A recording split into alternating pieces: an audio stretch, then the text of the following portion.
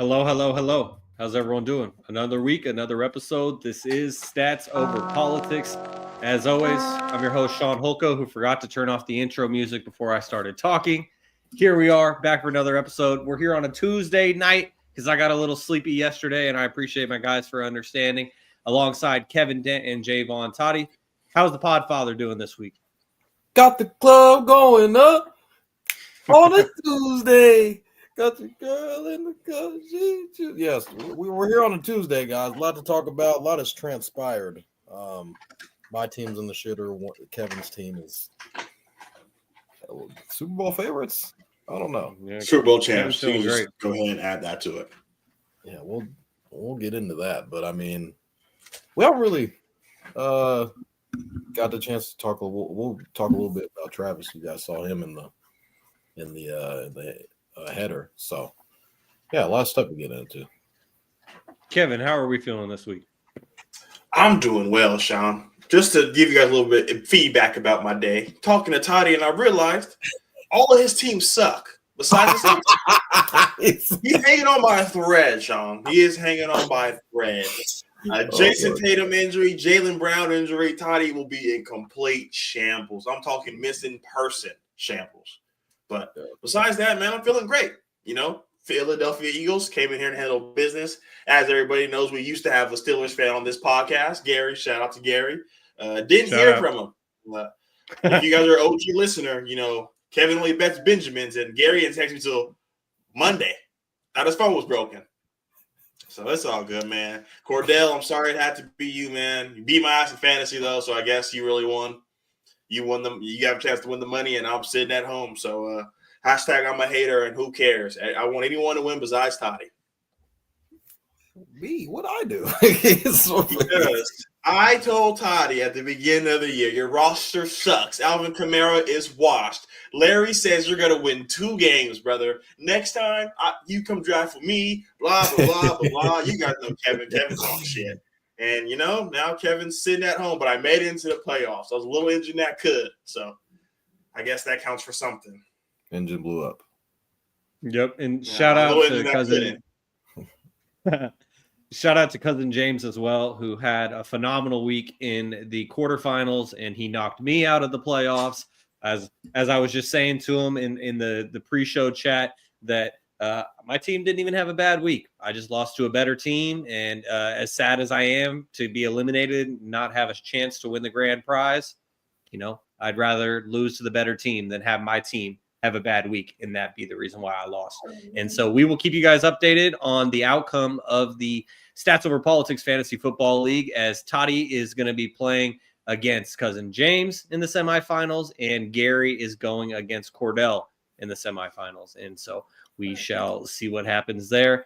Toddy, I'm actually rooting for you. I want to see one of us. I mean, I want to see either you or Gary win it, one of the original 4, because last year I think Uncle Manny won it, and we love Uncle Manny. Shout out to him. He's the first in the comments saying, "Please no Eagles talk. Have a great show, baby."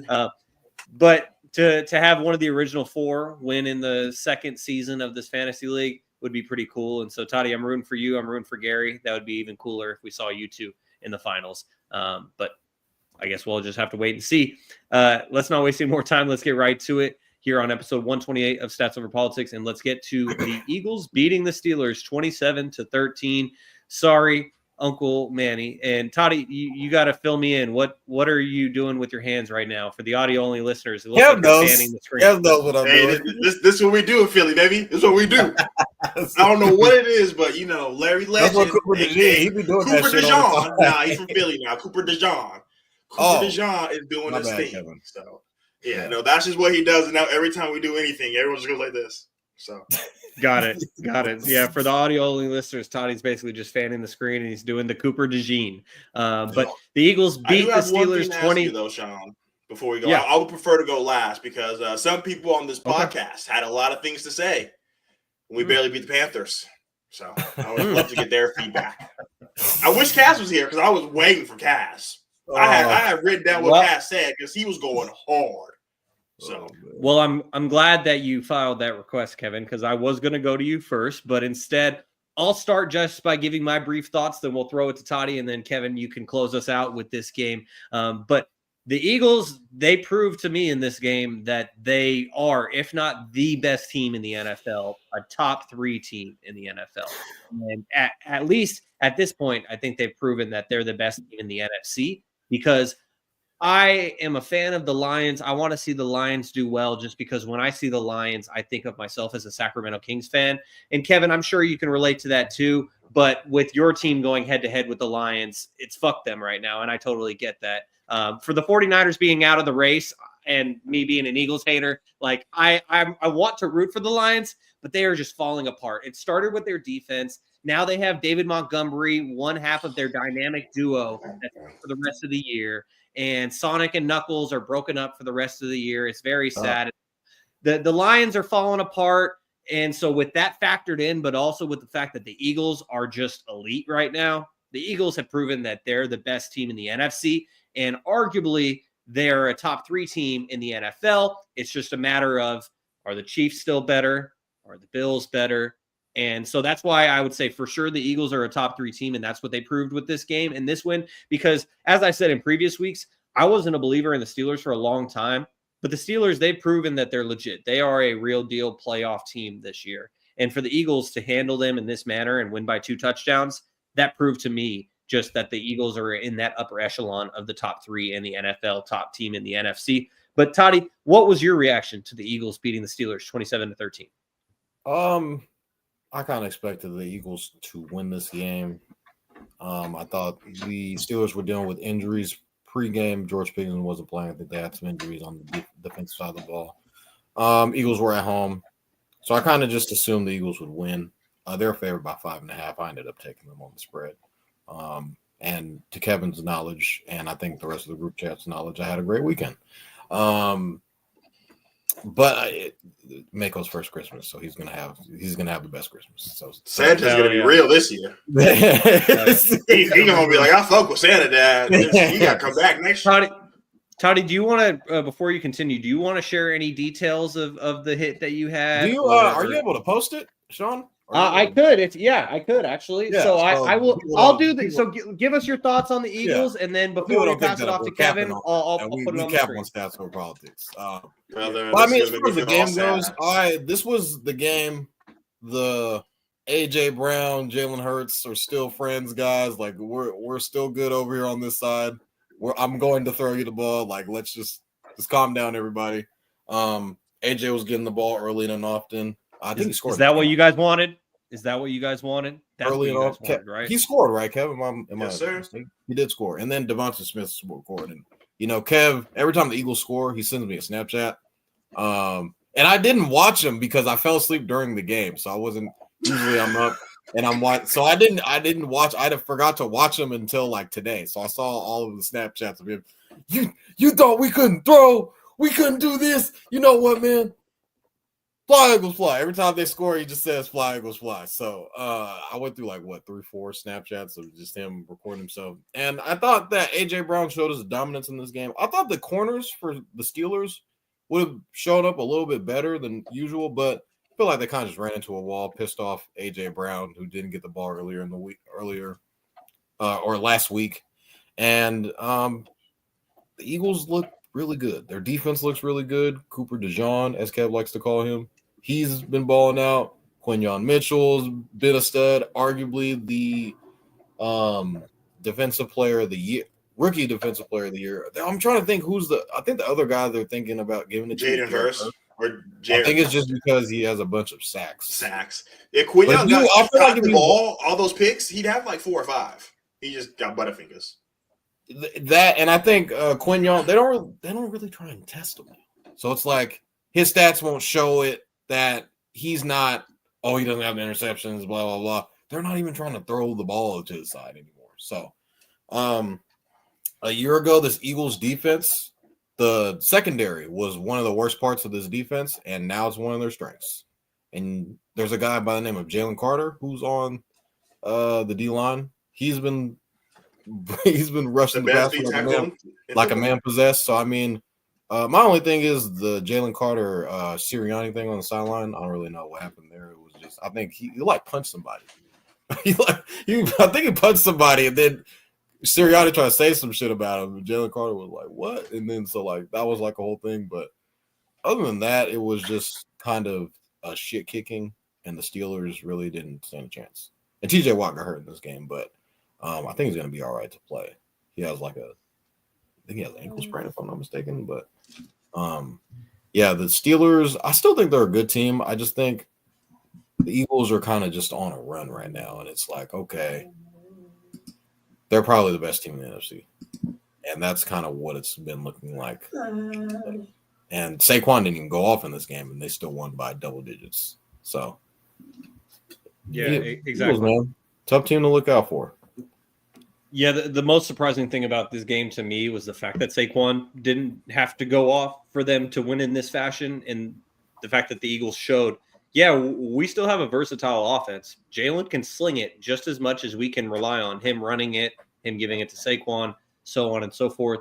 And Toddy, I'm going to move myself to the bottom of the screen because I have the ticket ready to go. And so I'm going to end up getting covered up. Maybe if you want to lean to your right, you could do like a little display of, okay, here's game 1, here's game 2. But so here's the official ticket. And now that it's on the screen, I think I'm going to crop it and re-upload it. But if you could start the discussion about it. We got Bills money line on there. We have Denver -4.5, Eagles -5.5, Tampa Bay money line. That was kind of it. We'll get into all these games later. Green Bay, that was the last game on the ticket, and I was giving Kev updates on what the cash out offer was, like right before, and I think because they jumped out to it was like 14-0 before I could blink, and they were like, "Hey, we'll offer you 800," and I was like, I know what you guys are trying to do.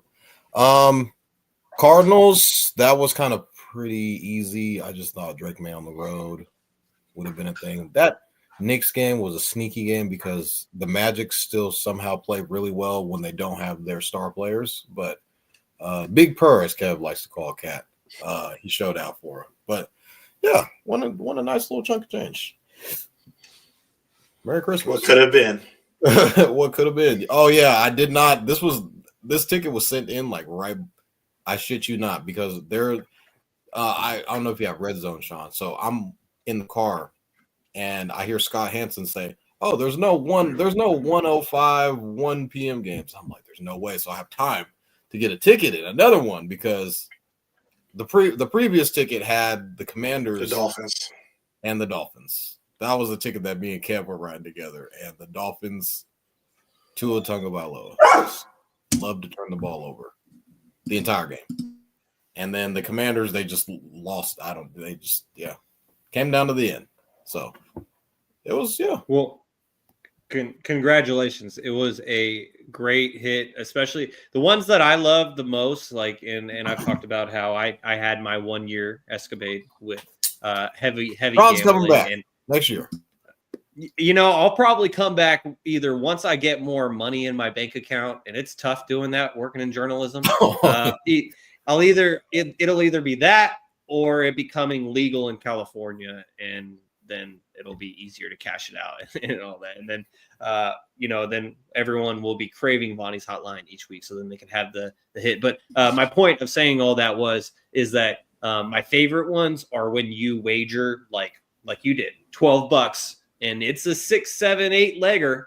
But if you hit on it, it's gonna be big as far as the payoff. And so, congratulations.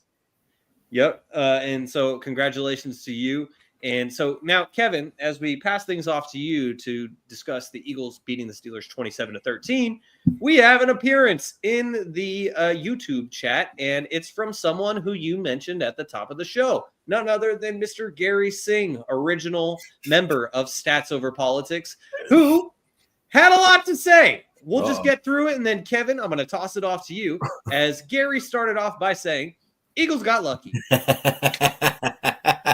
We shut down Barkley. We just didn't tackle good and didn't capitalize on the turnovers. It's called football. We going to the bowl. Steelers getting the 7th bowl. And I'm screaming for the audio-only listeners. I am screaming because he wrote those in all caps. And there's 3 other comments as he says, I just love how the Niners suck. I'll get a drink to that. Yeah. Well, thanks. What do you Pennsylvania's say fuck me uniting. for? Right? What do you say fuck me for? As Pennsylvania unites to hate on the 49ers, and then Gary says, okay, I'm done. And he sends some laughing emojis. So all of that said, Kevin, what's your response to Gary, and what did you think overall about the Eagles' 14-point win against the Steelers? Gary, if you guys were to be lucky enough to make it that far, it would be a long afternoon. As we've seen, Eagles haven't beat us in Philadelphia since 1956. So, it's been a while. So I know it wouldn't be a home game, but we travel. So I just don't think you guys got it in you. But, Kev, it's always next season. You called me early in the week and said we're going to win by 2 touchdowns. He did say that. That's crazy. Alt line, money line. Alt line. I remember coming on here.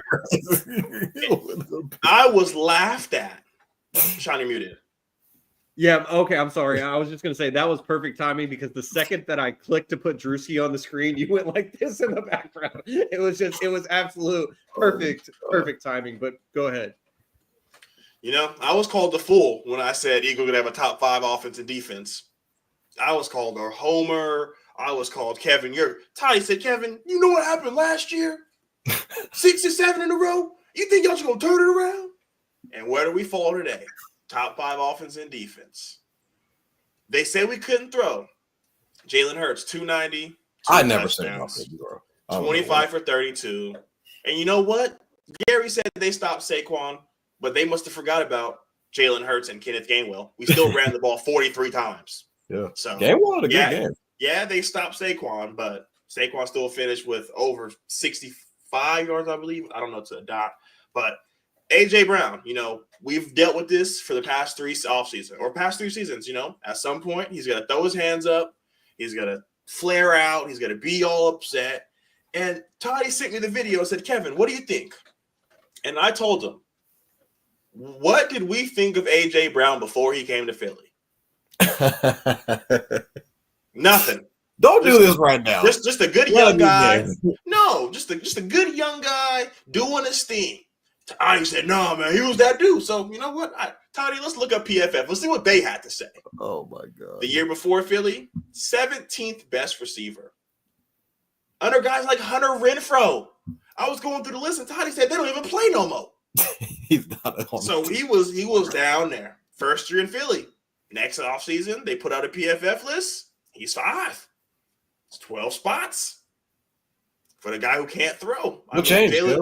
Jalen Hurts average. With Jalen Hurts, he has had career highs 1,400 each season. So ain't nothing wrong with the passing. I truly believe in my cards that we want the rushing title. We want to take that to the bank because we could throw it. And when we make it a point of notice, a point of concern to throw the ball, we can throw the ball. For our first play of the game, for a Calcaterra 25-yard bomb, I said it's over. It's getting ugly. We turned the ball over twice in our territory, and they couldn't score. This defense, I mentioned it week in and week out, is carrying us. We have the number 1 overall offense in yards allowed. We have the number 2 D. We're tied for second in points per game. Number 1 rush offense. Number 1 total defense. Number 1 pass defense. And the second best third down defense in the league. We're able to get teams off the field. You guys saw the Steelers 3 and out, 3 and out, 3 and out, 3 and out. That's all they can do. Toddy mentioned Jalen Carter. He is the best defensive tackle in football. I'm going to go out and say it. I know you got Kevin, Chris Jones. He has the respect. That's I understand that. But if we're sitting here someone's second year only naming one guy to challenge him for the best, he's damn good. Jalen Carter's doing his thing. Quinyon Mitchell, week in and week out, is shutting down his side of the field. I believe he should get Defensive Rookie of the Year. The reason he may not is because numbers are sexy. Jared Verse, we talked about it before the show. He has about 4 or 5, maybe 7, 8 sacks, maybe. So he has the numbers. He's a pass rusher, so he has us. So when you think of a corner and you think numbers, you think of interceptions. And no, I'm not comparing him to Travis Hunter, but when he said he don't got the stats, because they don't throw to his side. They don't throw to Quinyon's side. And the last thing I'm going to say is I would run through a brick wall for this team. I saw the Niners wear all black forces, black ski mask. They're running through our warm-ups. We're just getting chipped, doing nothing. Trent Williams is throwing our dudes to the ground. And Darnell Washington thought he was playing that team. He thought shit was sweet. So he's going to manhandle Slay. And Quinion said, this team is rowdy. This is what we missed. And everyone's going to say I'm crazy, but Chauncey Gardner-Johnson brings that to this group. I don't think Quinion Mitchell is really one of those guys, but he goes out there and he'll ride for his guys. And we're looking great right now. We're feeling great. The Lions lost, so now we need the Vikings to beat the Lions week 17, week 18. So then the road to the Super Bowl goes through Philly. And you guys know what happened last time the Super Bowl went through Philly. So tough, brother. Yeah, it's tough. I don't even want to recall the last time that the Super Bowl went through Philly because it was just nothing but pain. We didn't win, so it was pain. Yeah. You just got to sweat too. Yep, exactly. And so I just want to get to a couple of YouTube comments real quickly. As Uncle Manny says, we're still calling him that. Who's he referencing? Probably I can't think of who he may be referencing from about 5 minutes ago. But then Uncle Manny says, don't count out Vikings or Packers with the Lions injuries. Uncle Manny, you saw what we did week 1 in Brazil on a soccer field. Imagine what we would do to them on an actual football field. It was on a slip and slide, Kev. Hey, man. We was playing on slip and slide. Give us the actual turf.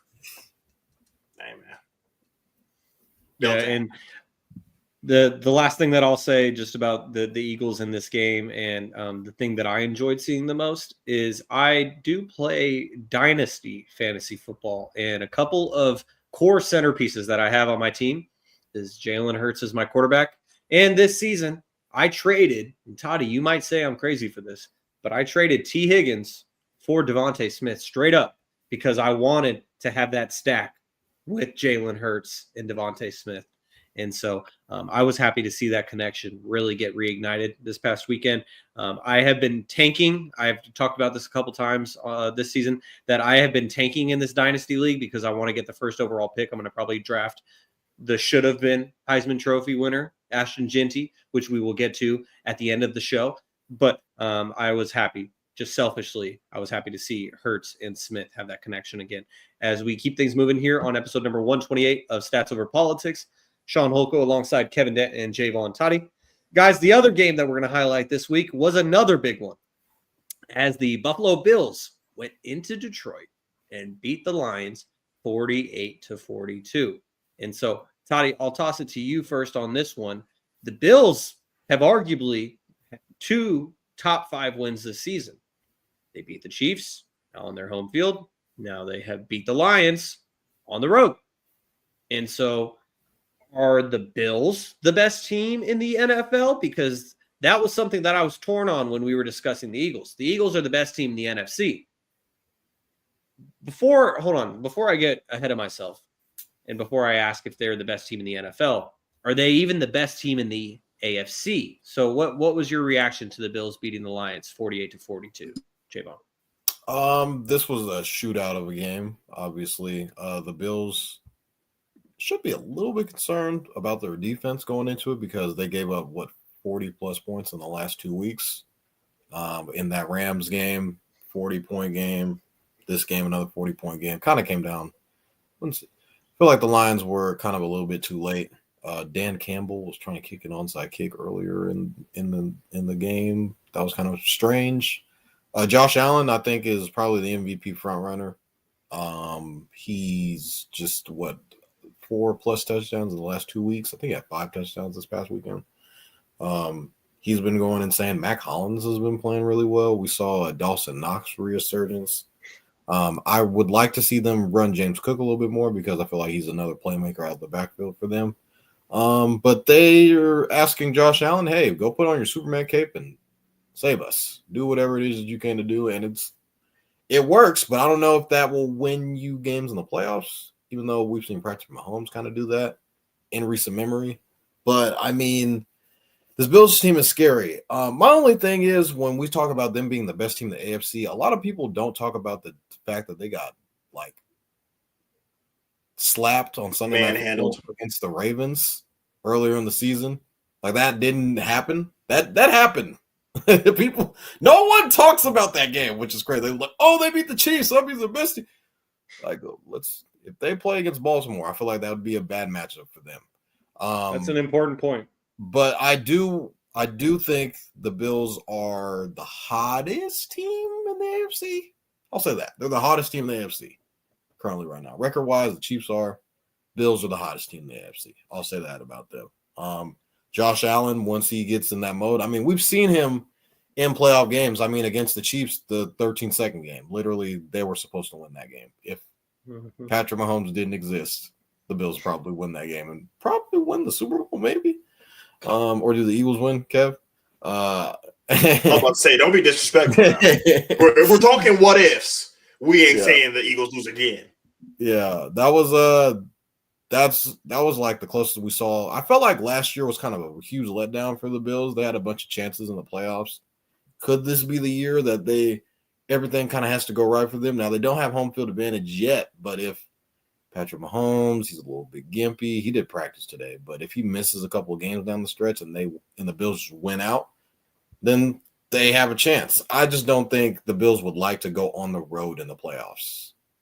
I think it would be in their best interest to win as many games as possible and get, everything kind of runs through Buffalo. But yeah, this was a heavyweight fight in my opinion. This was like two teams that could potentially make the Super Bowl, and one team, I feel like the Bills are kind of rising and the Lions are kind of descending a little bit due to a bunch of injuries, as Shaun already mentioned. They got Montgomery out. I think I saw Carlton Davis has like a broken jaw.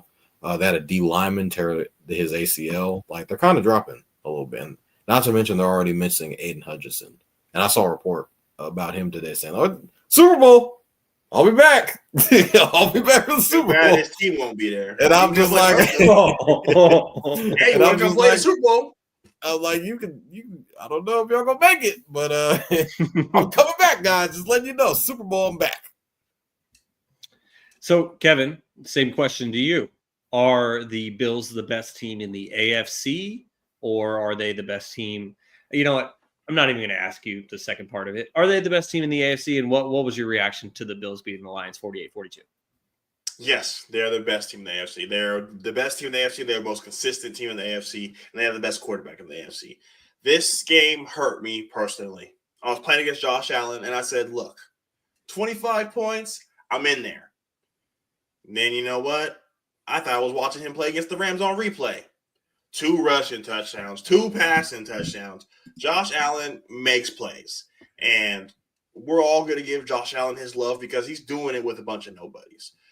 Ray Davis was making plays out of the backfield like no other, after wheel route after wheel route. Keon Coleman, no one probably started him for about 7-8 weeks in a row, and now he comes back from being injured, making play after play. But the one thing that I wanted to come harp on is Dan Campbell blowing the chances for the Lions? Because I'd be damned if that was an Eagles coach who did that. Up 10 onside kick. Start talking shit about Dan Campbell. I know damn well if that was Nick, I'm getting Bill Belichick Texas. I'm getting all type of shit. But because he does it and he has to carry his ball in a wagon, it doesn't work. And I get it. You got 17 guys on IR. You preach next man mentality. You preach hey, you go in there, we're playing man defense because we have Jared Goff. We have Sonic and Knuckles. We have this. We have this. You're down 10 and you're onside kicking. What does that tell your team? We don't believe in our defense. Hey. If that was Nick, oh boy. I get it. I get it last week, 4th and 3, no field goal, got the first down. I get it. Cool. But let that have been Nick Sirianni make that call. Hell's breaking loose. He needs to be fired. It's all good though, man. I get it. Okay, well, Kevin, since you mentioned that in regard to Dan Campbell, I have to bring this up because I was going to bring this up while we were discussing the Eagles and Steelers game, but I decided to leave it on the cutting room floor. So I didn't see the entire Eagles and Steelers game, but I did see a clip on Twitter posted by Will Compton of Bussin' with the Boys podcast. And it was It was with man, that'd be dope as fuck. Let us go on the bus. That'd be cool too.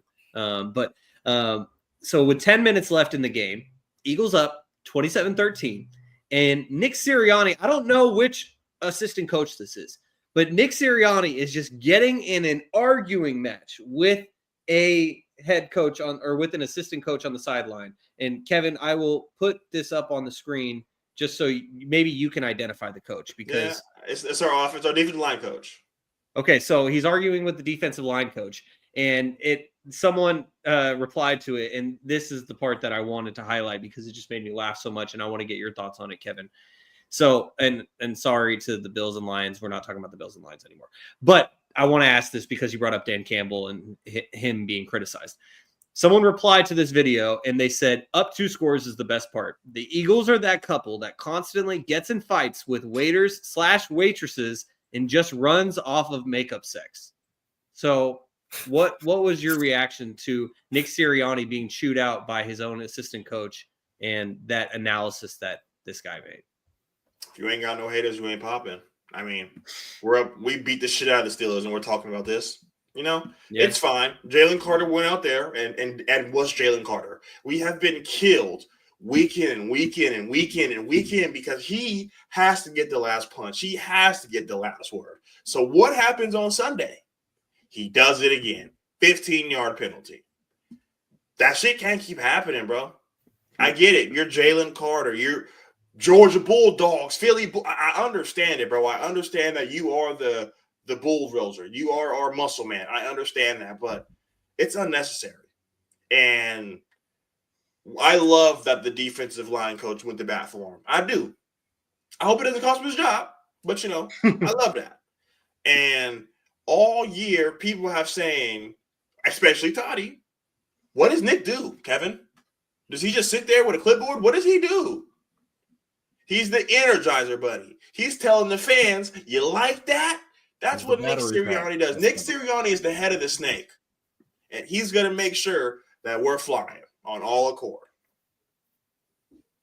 Fair enough. Us versus the world. All right, so as we keep things moving here on episode 128 of Stats Over Politics, Shaun Holko alongside Jaevon, Toddy, and Kevin Dent. Guys, let's get to our speedy Week 15 NFL recap. I'll start this off because, Toddy, I will take the L on this one as I discuss Thursday night football in the rain. The Rams beat the 49ers 12-6 after the Rams go from scoring 40-plus against the Bills. How many touchdowns were scored in this game?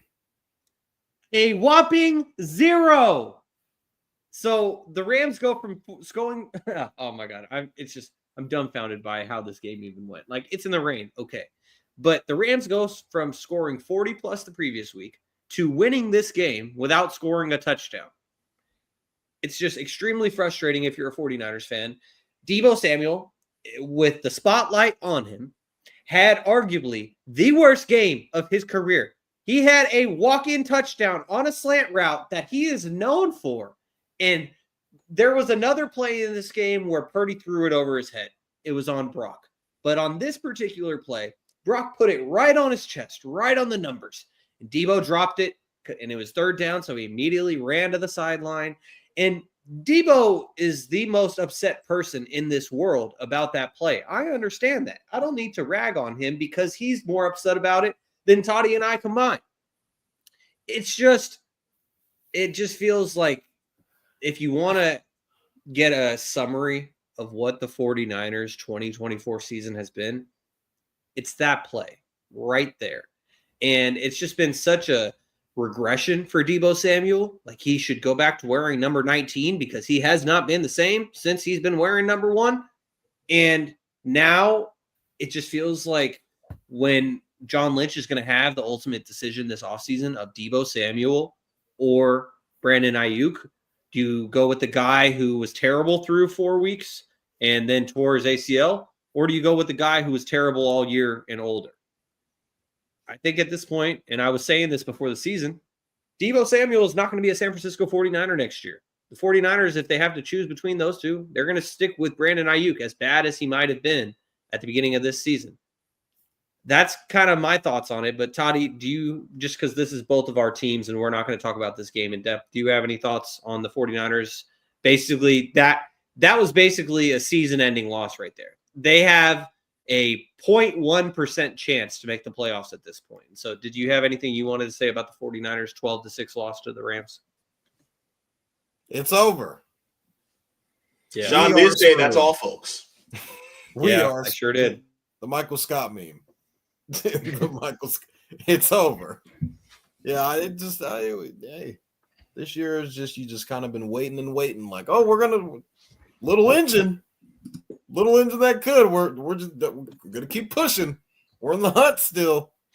And then we lose to the Rams, we lose to Seattle, we get scraped by the Bills, get scraped by the Packers. A little too late now. It's kind of this was season from hell, as a lot of people call it. Injuries played a big role. Our team wasn't that good. Christian McCaffrey barely played. Debo looks like a shell of himself. Our defense is bad. This is a ball up top year. I think we just need to kind of just restart. Usually if you guys have seen me on previous podcasts, years past, how the banter is between me and Kevin. Go back and forth a lot on the show. This year I'm a little bit more tucked. I'm in my doghouse. I can't really say anything. Kev's hitting me when my hands are down. Hitting me in my chest while my hands are down. So I don't really got anything else to say. Our team's not good. I'm not gonna be one of those Niner fans say, "Well, this guy and this guy and this guy and our coach," and no, we're not good. That's just what it is. I think we're favored. I think we're favored against Miami. I don't know why. No, wait, we're dogs. Oh wait, no, I'm sorry. We are favored against Miami. I'm sorry. Are we? I think we're dogs, to be honest. Let me check that as you finish. But I mean, we need. What do we need? Do we need another defensive coordinator? Because head coach? No, maybe they just need a new message. We've been hearing the same thing for a couple of years now. Maybe they just need a new voice. No. So the 49, to answer your question, I apologize. I was wrong. You were correct. The 49ers are dogs. It's a 1.5 point spread. The Dolphins are favored by 1.5. I mean, our defense was better last year, in my opinion. We kind of have the same guys. I feel like Wilkes, that was with Steve Wilkes. Yeah. Exactly. Wilkes down the stretch was kind of – Kyle didn't like the things that he was calling in the Super Bowl and made a hasty decision maybe in hindsight. They got there, though. But, I mean, our defense was solid, though, last year. This year, we're all over the fucking place. We're running around with a chicken or head cough. So, I mean, I'm looking at the draft right now, and I don't. We're probably gonna be like 14th. That's not good enough for me. I need a top 10 pick. So if we're gonna go out, let's go out. So I don't know. I kind of look at on Sundays. I kind of just like, all right, the Niners are coming on. Why do you watch this team if they do this to you? I have to watch. But you said that they suck. I know. I still got to watch. I wonder what life feels like when your favorite team doesn't make the playoffs. How does that feel? It seems like a chore now that I have to watch the Niners. Kevin, that question just dug so deep. Kev was like, I know that we was bad last year. At least we made the playoffs. Hey, man, we don't know what it's like to make Cancun plans. You know, we played maybe one round, but we going. Well, as we keep things moving with this recap, Jaevon, if you could give us your thoughts on the Ravens beating the Giants 35-14. You said it was what game, Shaun? I'm sorry. Ravens. It's okay. It was the Ravens. Yeah. The Ravens beating the Giants. DeVito got hurt. The Ravens were favored by 17 points in this game. Like 17? Are you fucking shitting me? In the NFL? 17 Three points. Scores. 17 points in the NFL is like a college team being, like in the first games, like when college first starts, it's like Alabama plays like Mercer and they're favored by like 40. That's like what 17 points is in the NFL. I mean, The Ravens are really good. They kind of had to get their swag back after I think they were on a bye. They lost to the Eagles and were on a bye, and so they had to get their swag back. Lamar's really good. I have him in fantasy. I saw that Mark Andrews. He set like the touchdown record. All-time record. He's like the all-time touchdown leader for the Ravens, previously held by I think it was Jamal Lewis. So that was pretty cool. I'm seeing more stuff about Deontay Johnson, like him not playing and all that stuff. That's kind of weird. You kind of look the Panthers kind of fleeced them maybe because they knew what it was like and kind of wanted to get him out of Dodge. And I mean, yeah, Lamar's really good. He's really good at football. I feel like he should be in MVP conversation still by his numbers. But he's already got 2, so people are going to get Lamar fatigue for MVP, so they're not going to put him in those combos. But Ravens are really good. The Giants are trying to get Shador and or Cam Ward. Ain't no Andor. Only way to Andor is Deion says he ain't going. And we spoke of this man earlier. He has appeared in the comments. Shout out to Cousin James, who says, yo, what's good? Just got home, checking in with the guys. We appreciate you. And Kevin, this next one was a barn burner as the Jets beat the Jaguars 32-25. McCorkle. You know, we've used to drag Mac Jones to the dirt, you know. Then he got a new opportunity. Trevor Lawrence is out. And luckily, he has a guy called Brian Thomas Jr. 10 catches, 2 touchdowns, 105 yards. Brian Thomas Jr. is a top 7 receiver in yards right now. I know beginning of the season, everyone's screaming, oh, Marvin Harrison Jr., Malik Neighbors. No one was giving Brian Thomas Jr. his respect. And I gave him respect. I wanted to draft him. No, I get it. You drafted him in the 6th round, Toddy. There's only 1 round left. You didn't expect that much. You know, they got guys like Christian Kirk. They thought that they were going to have Evan Ingram. So we just thought he was going to fall down the totem pole. We saw Travis Etienne be really inconsistent this year. So for Brian Thomas Jr. to really just kind of have this breakout season, and for him, it's not an argument. It's not crazy to say that he's the best receiver in this class. He is. He has the best year. It's not crazy. He has the best year. Yeah. You know, we can talk about what they did in college, but no one gives a hell what they did. That's our politics. It all. Hey. As much as it hurt me to say this. No, I'm still taking Marv. Is he the best pass catcher? Now, don't get me wrong. Would I love to see Marvin Harrison in a position where we suck? You're catching this ball 13 times. Who else are you going to throw the ball to? Parker Washington the third? The backup tight end? Hey, Bibsy? Hey. Strange, man. Strange. So he's getting the opportunity. I'm not going to be the one to come on here and say he's the best. I get it. Stats. What have you done for me lately? Then you can say the same thing about Marvin Harrison being on a playoff contender. You know what I mean? So he has to share the ball, things like that. So situations definitely matter. But closing thoughts, Devontae Adams reminded everybody who he was, his 100th career touchdown pass. Really nice to see. This is the 1 week, you know, you bet on the Jets and they win. So it was a good week. I couldn't do it. I'm sorry. You're not going to get me. Week after week. But he'll sit here and bet on the Bears, Shaun. He believes in his top 15 quarterback and Hall of Fame quarterback. I got off the train. Finally got off the train. I saw a clip on X this past week. It's every time I say X, like I try to be politically correct and say X, but it just makes me cringe anytime I say it. So I saw a clip on Twitter this week, and it was the clip of the Hail Mary.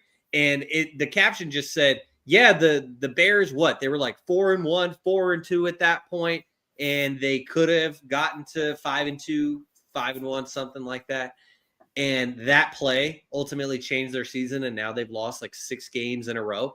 And so it's very unfortunate what has happened to the Bears.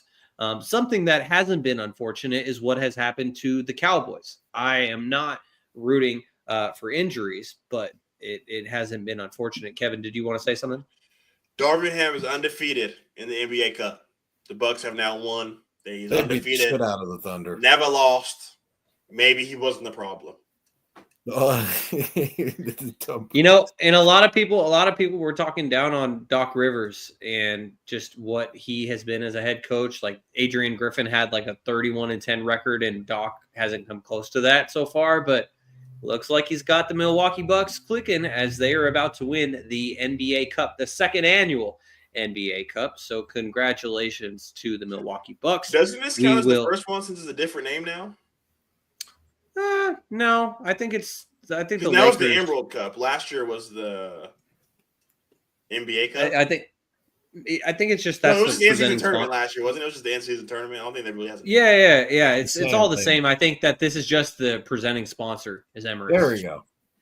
Yeah. So the Bucks win the second annual NBA Cup. Congratulations to them. But we will press on with our NFL content here on a Tuesday.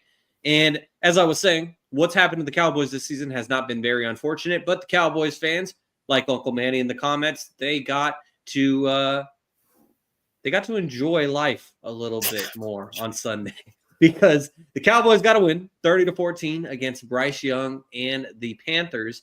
And all I can really say from this one is that the Cowboys, they hurt their overall draft pick positioning with this win. And Micah Parsons, he had a pair of sacks in the game. Congratulations, Micah. He's going to continue to be great. But I don't really know what to say other than that. It's like this was a nothing burger game for me. But congratulations, Cowboys fans. We're still in the hunt. Still in the hunt. Congratulations. They're in the hunt just as much as the 49ers are, Jaevon. But the next game, Toddy, if you could talk about this one for us, the Commanders snuck by the Saints 20-19. And I saw some controversy from the referees and the clock operators in this game. This is a game me and Kevin bet on. Did not hit because the Commanders were favored by 7.5, and I was thinking about bumping it down to 6.5. Just it's a touchdown. And that would have been looking good all the way up until the final end of the game. I thought the Commanders, they kind of were controlling the game for the most part. They couldn't stop Terry McLaurin. He was pretty much just running past defenders. Jaden Daniels was slinging the ball all over the yard. The Saints weren't really able to do anything until this guy by the name of Spencer Rattler came into the game. They started completing passes. Alvin Kamara just started making shit happen.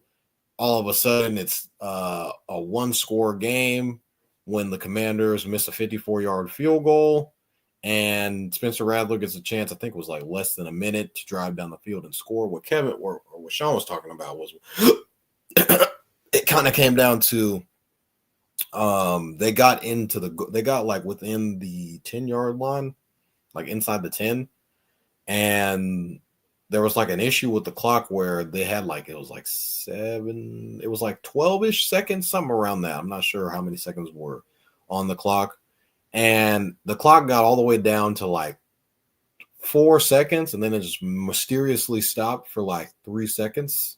Within that, when the clock hit 4 seconds, it stopped for like an extra 3 seconds. And then that gave the Saints basically an extra down. And Spencer Rattler throws a touchdown pass to Foster Monroe. And all of a sudden, Saints can win the game.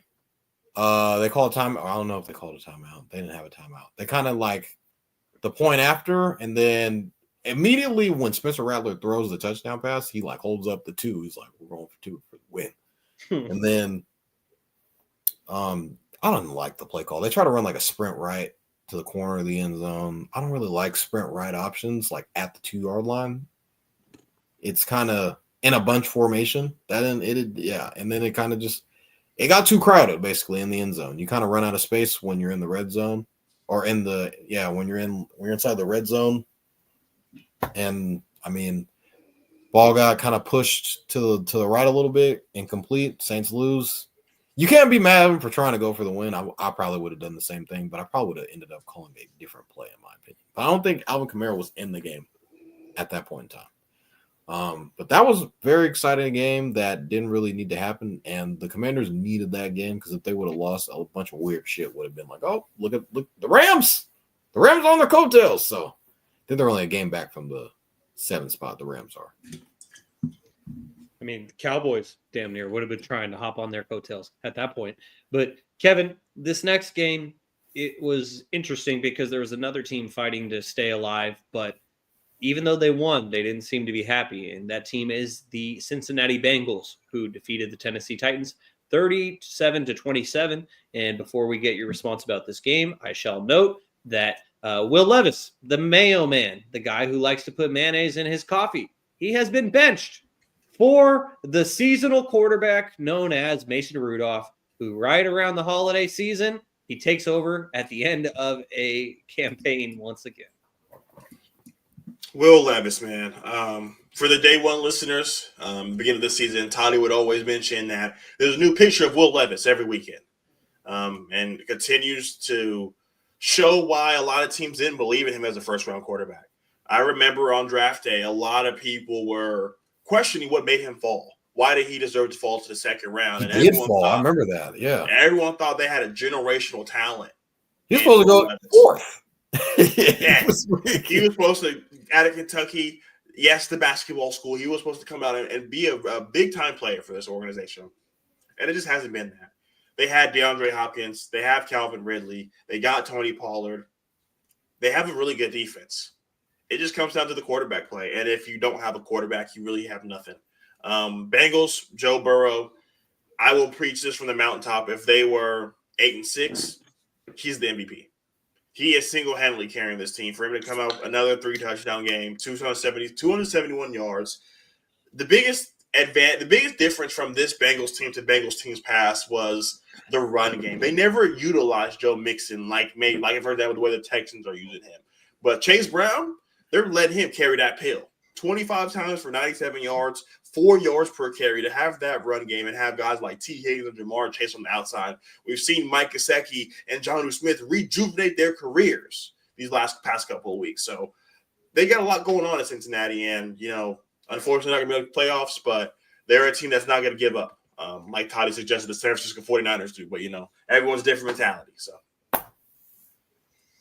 just catching strays left and right are the San Francisco 49ers on this podcast. And speaking of the Niners, I will just highlight one of our most recent comments. The first round from cousin Marcellus says, and for the 49ers first round, if the 49ers select. Man, if the 49ers got Travis Hunter, I would go absolutely. That means Brandon Ayuk and Nick Bosa are Jacksonville Jaguars. Damn, Kevin. Yeah. Well, maybe not, brother. Both. What? Maybe not. Maybe not. Not both of them. One of them. Yeah, not both of them. I'd say Deebo Samuel. Oh, hell no. And Deebo Samuel and Jordan Mason. Hell no. They'll hang for up. Travis Hunter, the number one pick. The NBA is would he go. Going, is he going number one, though, or is the he going NBA would go. 4? You guys remember when Chris Paul tried to go to the Lakers? That's what we're doing today. He'll be like top 5. He's going number 1. He'll be top 5 because it's going to be Shador, and then there might be a team that's desperate for a quarterback that's going to sneak up to number 2 to get Cam Ward or someone else. And so, yeah, I think if the Jags get the number 1 overall pick, they might pick Travis. Well, Marcellus says, brother, ew. Hunter isn't a two-way player in the league. Going nowhere, bro. Get Travis Hunter, tear him with Malik Neighbors, and then next year, Arch. Do one of these teams do they pull what the Houston Texans? And get both of them, bro. Oh my goodness, I'd lose my mind. That'd be insane. Whoever the coaches has to get fired, and Dion has to take over. Well, I think if there was a team to do it, it would be the Las Vegas Raiders. And so we'll have to wait and see on that. But this next game, the Chiefs went to Cleveland and beat the Browns 21-7. And I don't really have much to say about this game other than the fact that after this game, Jameis Winston was benched. We're going to see that theme continue here. But Jameis Winston has been benched. Dorian Thompson-Robinson is going to take over at quarterback for the Cleveland Browns. But aside from that, and it's because Jameis Winston has 12 interceptions in the last 6 games. So he's averaging a couple interceptions a game. They're going to go with Dorian Thompson-Robinson. But what I wanted to say about this game isn't even related to the game. It was just related to this weekend where I drove down to Long Beach to cover a football state championship game. And as I was checking out of my hotel room on Sunday morning to drive back, I had the TV on and I was like, all right, what's on Fox? What's on CBS? On Fox was the Cowboys and Panthers game. And I just thought, oh, hell no. And then I went on to CBS and I saw it was the Chiefs and Browns. And I was like, well, this isn't much better.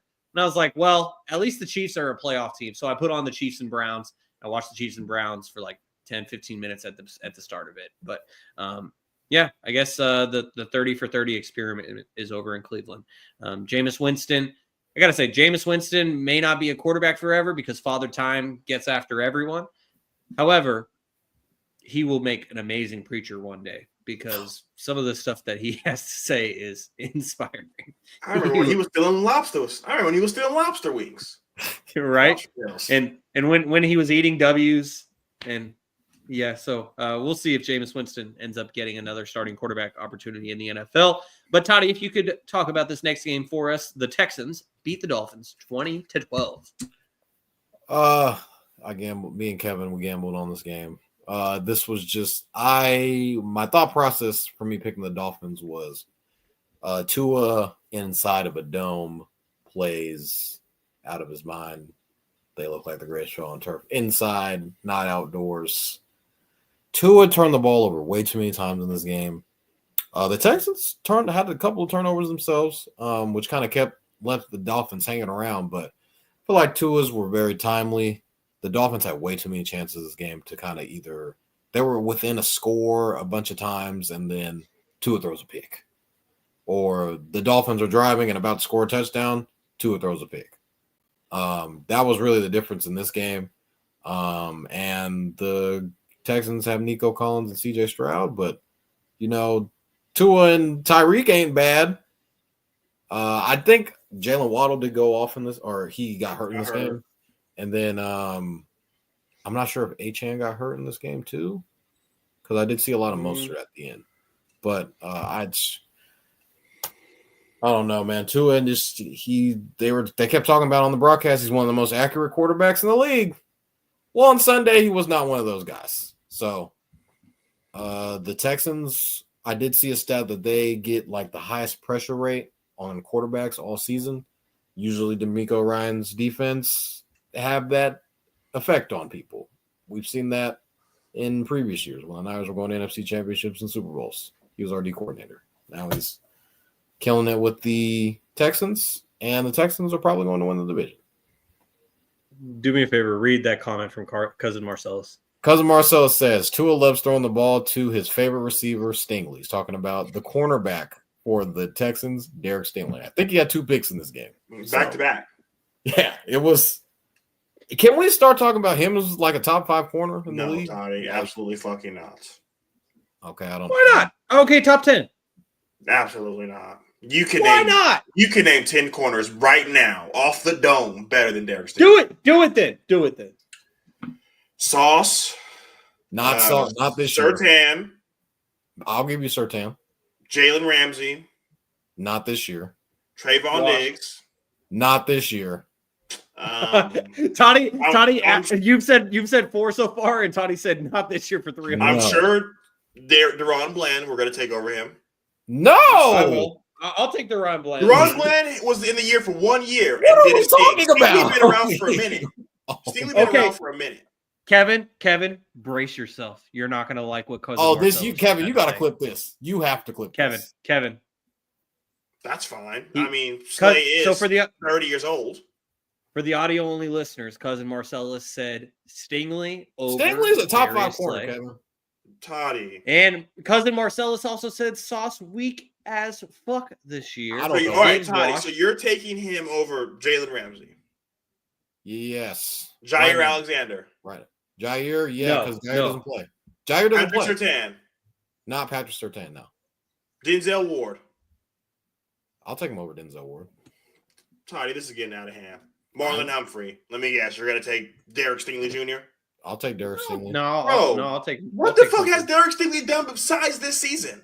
Okay. I say top 10, not top 5. I say top. I think it's a top 5 corner. Is he better than Tre'Davious Ward?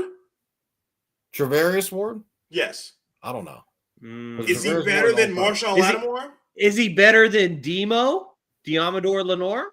I don't know. Oh. Is he better than L'Jarius Sneed? Jalen Johnson? Trent McDuffie? He's playing like a top 5 corner this year. AJ Terrell? Toddy, you know what, brother? Are you being honest right now? Or are you? I'm being dead ass right now. Like I'm he's gonna look playing like one of the best corners of the league. Kevin, I want you to click this. Hold on. Is Derek Stingley a top? This should be a factor cap. Is Derek Stingley a top 5 corner? Let's do it right now, Kev.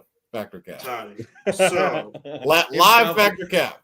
Impromptu factor cap. 2 games with 2 picks. Kevin, let's just do it for the clip purposes. I need the factor cap. Toddy, hell no. There's no way. I can name 10 guys better than him.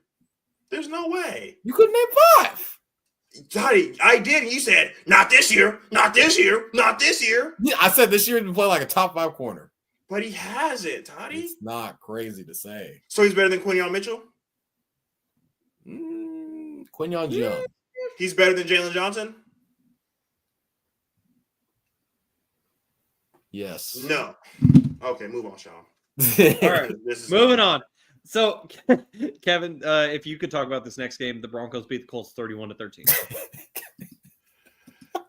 I'm sorry you guys have to go through that. Colts, hey, Broncos, Patrick Surtain's Broncos. You know, I agree with that. Pat's number 1. I think he's the best corner in the league. It really hurts to see Anthony Richardson go out like this. Tough. You know, he had a great week last week. He's been looking really good since coming back, and then they have a stinker like this. We talk about a legit top 5 corner. Pat Surtain is one of the best in the world. And the Broncos got away with one. Bo Nix, 3 interceptions, 3 touchdowns. Look like Jameis Winston out there. And when you hear those stats, you're thinking he threw for 250, 130. So there are a lot of check down Charlies over there. And if he's your leading rusher with 23 yards and 8 carries, they got a lot of things to work on over there. But, you know, you only play the team on the field. And unfortunately, the other team on the field was the Colts. So it wasn't a challenging victory, in my opinion. So this next game, I got the Cardinals beat the Patriots 30-17. This was a must-win for the Cardinals. If they wanted to stay in the NFC West division race with the Rams and the Seahawks, they had to get this gimme game. But so that to me is not significant. The thing that I do think is significant is the fact that I've already seen talking heads talking about firing Gerard Mayo, the Patriots head coach, when he hasn't even finished his first season yet. But the reason why this doesn't make any sense to me and why it shouldn't even be a discussion is because this was the heir apparent to Bill Belichick. This is who the organization said, he's been a Patriot for life. He won Super Bowls with us as a linebacker, and he's going to be our guy. He's been coaching under Belichick. He's the guy to lead us out of the Bill Belichick era. And the Kraft family could still be behind him 100%. But to see anyone insinuate that Gerard Mayo should just be a one and done, it's like you knew that he would be a project head coach. He's just getting started. He doesn't have the experience. And so to cut his leash that short, to me, just wouldn't make sense, even though the Patriots are 3-11. And so I am on Team Mayo on this one. And I'm not talking Mayo. Patriots like team Will total Levis. or win total is 5.5. So well, so still got a chance. Yeah, just barely. And so, Toddy, if you could talk about this next one, this surprised me a little bit. Not so much because of who won, but because of the margin of victory. As the Buccaneers went to Los Angeles and beat the Chargers, Inglewood to be specific, but the Buccaneers beat the Chargers 40-17. Kevin and I had the Bucks on the original parlay. I just thought Baker, they needed a victory. And I think the Falcons had they lost the week prior, so I think the Bucs are leading that division currently right now. And the news came out about Michael Penix, which maybe we'll talk about a little bit later on the show. Yep. I think the Bucs they're kind of getting hot at the right time. I feel like they had a weird middle of the pack of the year, but they're starting to finish out the year stronger. Mike Evans, who Kev needs to for his season-long parlay. I think he's going to. I think he cashed. Did he cash yet, Kev? Or he's got a couple. I'm pulling it up right. I think he's close because he missed a couple games. Let me see. I think he missed 3 games. I wrote about that last night for I need 143 more yards. Oh, he's got 3 more games. That's easy work. He had 159 in this game alone in 2 TDs. He's on my fantasy, by the way, guys. Hey, your fantasy team's pretty good. I wanted to see Bucky Irving a little bit more in this game, but I thought he did pretty well. Because he's also on your fantasy team. He is also on my fantasy team. I wonder why you'd like to see more. But it's a recurring theme. Baker's been our guy, Baker Mayfield. Gary. Baker Mayfield. He's been Baker gets hot. He can win a playoff game. We've seen him. Baker's got playoff wins. That's all I gotta say. He's got playoff victories. So I mean, they could be a dangerous team in the playoffs if they get there. And I think by the standings, they're winning their division, so they would have a home playoff game. So the Bucs, man, I think they just got to win out. They control their own destiny if they win out. So hats off to this game. I just think the Chargers are playing a little bit hurt right now. Like Herbert's kind of hobbling around. Lad McConkey tried to come back from injury. And they're missing, I think, who's on IR? J.K. Dobbins is on IR.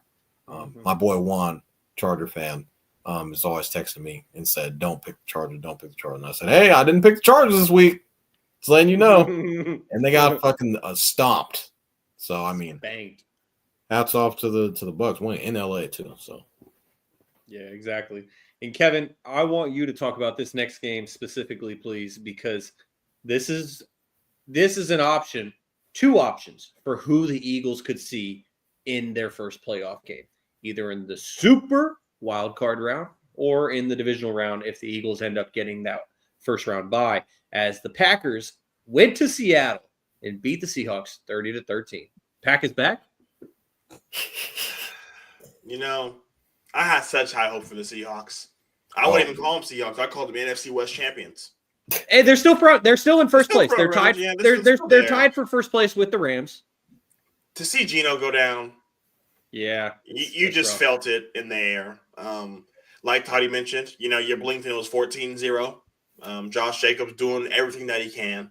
I'll say it. The Packers are a really good team in the NFC. I don't think they're one of the best teams in the NFC, but I think they're a really good team. Are they better than the Lions? No. Evident by, them getting swept. But neither here nor there. But Seahawks, without Geno, they can only do so much. But I sure do love me a good JSN over on yards bet because he didn't follow through on me. So appreciate you, brother. But the Seahawks are going to be good, man. The Seahawks are fine. Geno Smith cannot go down. And we need to find DK Metcalf. Him and Deebo Samuel, same time, just tough. They did get paid at the same time. Yep, and both ain't done shit since. Oh. Yeah, unfortunately. But at least Jackson Smith and Jigba, he has emerged. So that's the right spot. Quick note on Jackson Smith and Jigba. So I just want to go back 2 years through. I think it was 2 years ago. Gambled on him. The breakout game that he had in the bowl game when CJ Stroud went off, he had like two. Yeah. He had like 4 touchdowns, 256 yards. Had Ohio State in that game against Utah. It was definitely a shootout. It was part of a 7-leg parlay. It was championship weekend. I don't know. It was like bowl weekend or something like that. Gambling on Ohio State, they wanted me a bunch of money. Shout out to JSN. Always got love and respect for you, big dog. Even though you do play for the Seahawks. Respect. Yep. That's exactly how I feel as an Ohio State fan seeing him go to the Seahawks. It's like, man, I want to see him do well, but I don't want to see him do well for that team, unfortunately. And so now I got this next game, and Toddy, you'll close things out for us, but I'm going to swap the order of Monday Night Football just because I want Toddy to talk about his beloved Bears. But I got the Falcons beating the Raiders 15-9. And the Raiders put a little bit of a scare in the Falcons at the end because the Raiders were trailing by like 12 points with 2 minutes left. They score, make it 15-9, and then Desmond Ridder. He's driving with a shot of redemption at the end of the game and ultimately throws a pick to Jesse Bates to end the game. But for the Raiders to even be in this game and have a chance to win it at the end was just kind of a microcosm of how much the Falcons have been struggling with Kirk Cousins over the last month. And because of that, Kirk O'Chains, was officially benched today for Michael Penix. And so on a personal note, Toddy likes to talk about his fantasy team a lot. I like to talk about my dynasty fantasy team a lot. And I drafted Michael Penix in the 4th round of the rookie draft this past year. I stashed him away on my taxi squad. And now he's a prospect on my team, and I'm going to probably use him as trade bait because I got Jalen Hurts and Brock Purdy. But anyways, the Raiders. On, Sean, for those of you who don't know, we had a who would be benched first to Deshaun Watson and Kirk Cousins. And I said Kirk Cousins, and niggas were screaming at me. Sean, you weren't here. It was Kaz, and it was Toddy's cousin. Kevin, you're crazy. You're crazy. Wait, you said Deshaun Watson or Kirk Cousins who would get benched first? Who would get benched first? And everyone said Deshaun, and I was like, nah, bro, it's Kirk. It's Kirk. It's Kirk. It's Kirk. And everyone okay.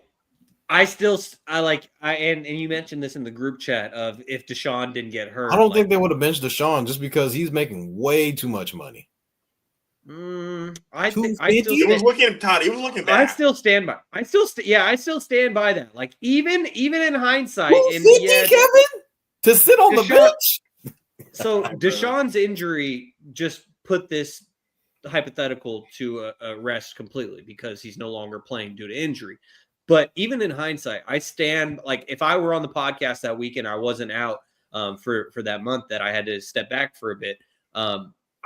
I still would stand by saying that Deshaun Watson would be benched first because no matter how bad he played, he could be throwing. We got to get your replacement. That's my only thing. The Falcons they drafted a guy, so I get where Kev was coming from. Like, all right, like you fuck around if you want to. We got this young bull back here. He waiting to get his shine on. But the thing is, they can't go back. Oh no, yeah, you're fucked. It's Michael Penix and Kirk Cousins is playing somewhere else next year. Who do the Falcons play this week? The Falcons have the Giants. So this is the remaining. So that's right.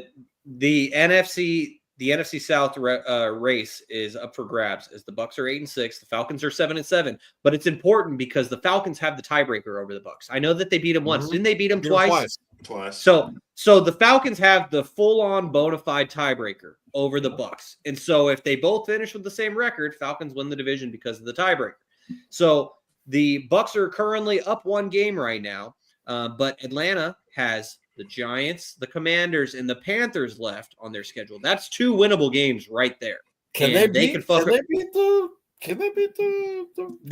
around and beat the Durs.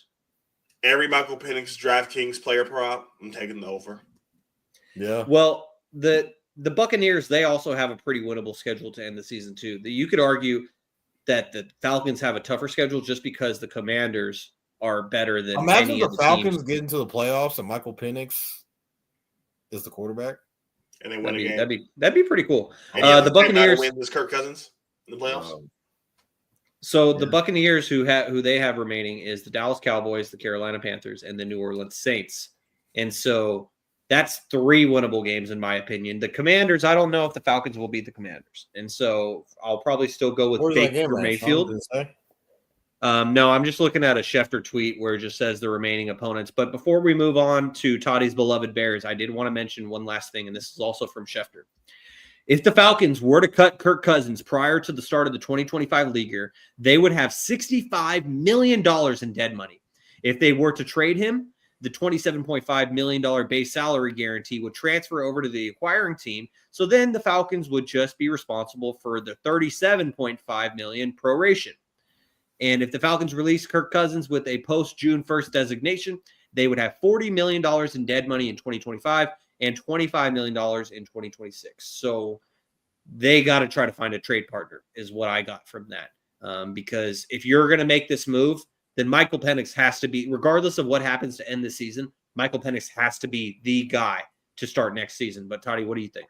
That Commanders game is in DC, so they got to go on the road for that game. Oh, even tough. That game might be for a playoff spot, to be honest. Yeah, exactly. That even if the Falcons can't win the NFC South anymore because the Buccaneers just went out, that game right there could be for the 6th or 7th wild card spot. So that's a great point. And The Toddy, line if you dropped, could, they were favored. The Falcons were favored by 10. It dropped to 8.5 when they announced Michael Penix. All right. So Vegas is believers in Michael Penix. And Toddy, if you could wrap up Week 15 for us, the Vikings beat the Bears 30-12 on Monday Night Football. Bears got their shit pushed in on national TV. Oh. There's not really much to say about it. The Bears are a mess. They're gonna be a 4-win team. Can the Bears are the Bears gonna pick in the top 5? And could they get Travis Hunter? No, Travis Hunter's not going down. Travis Hunter and Caleb Toddy would go nuts. Kevin, let's think about it. 2 of those top 5 teams will need a quarterback, so they're not going to draft Travis. Yep. So what if the Bears are like 3rd? Let me look at the draft order. It might be. It's either going to be between the Bears or New England might get them.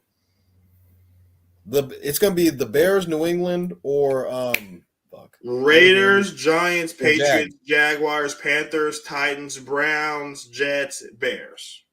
So they're at 10 right now. Tough. Damn.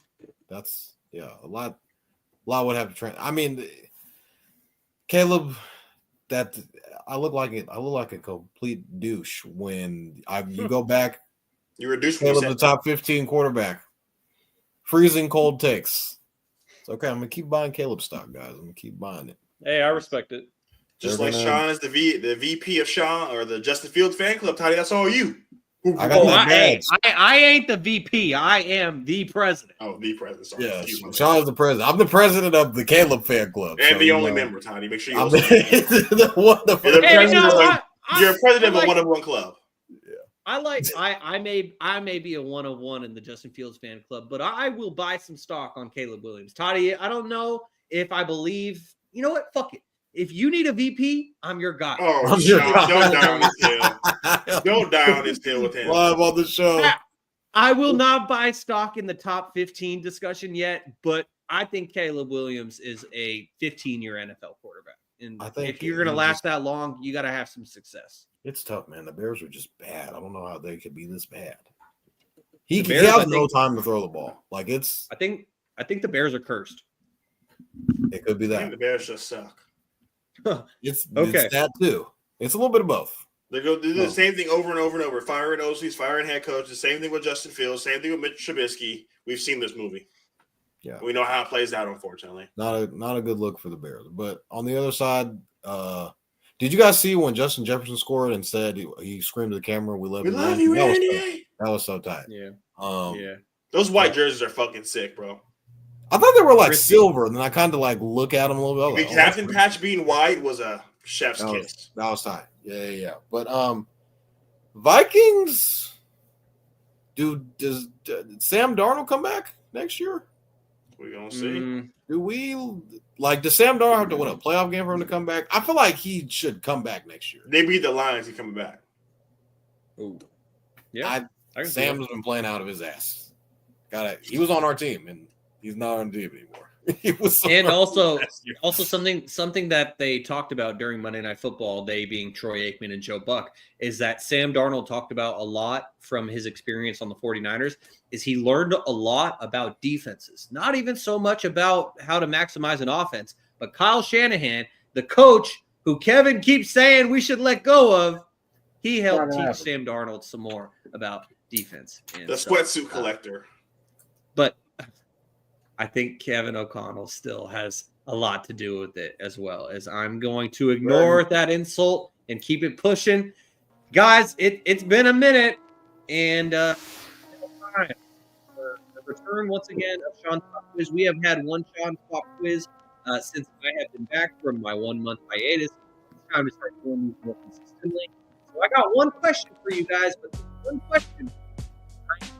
We can't hear you on the music, brother. Oh, Sorry. You're all good.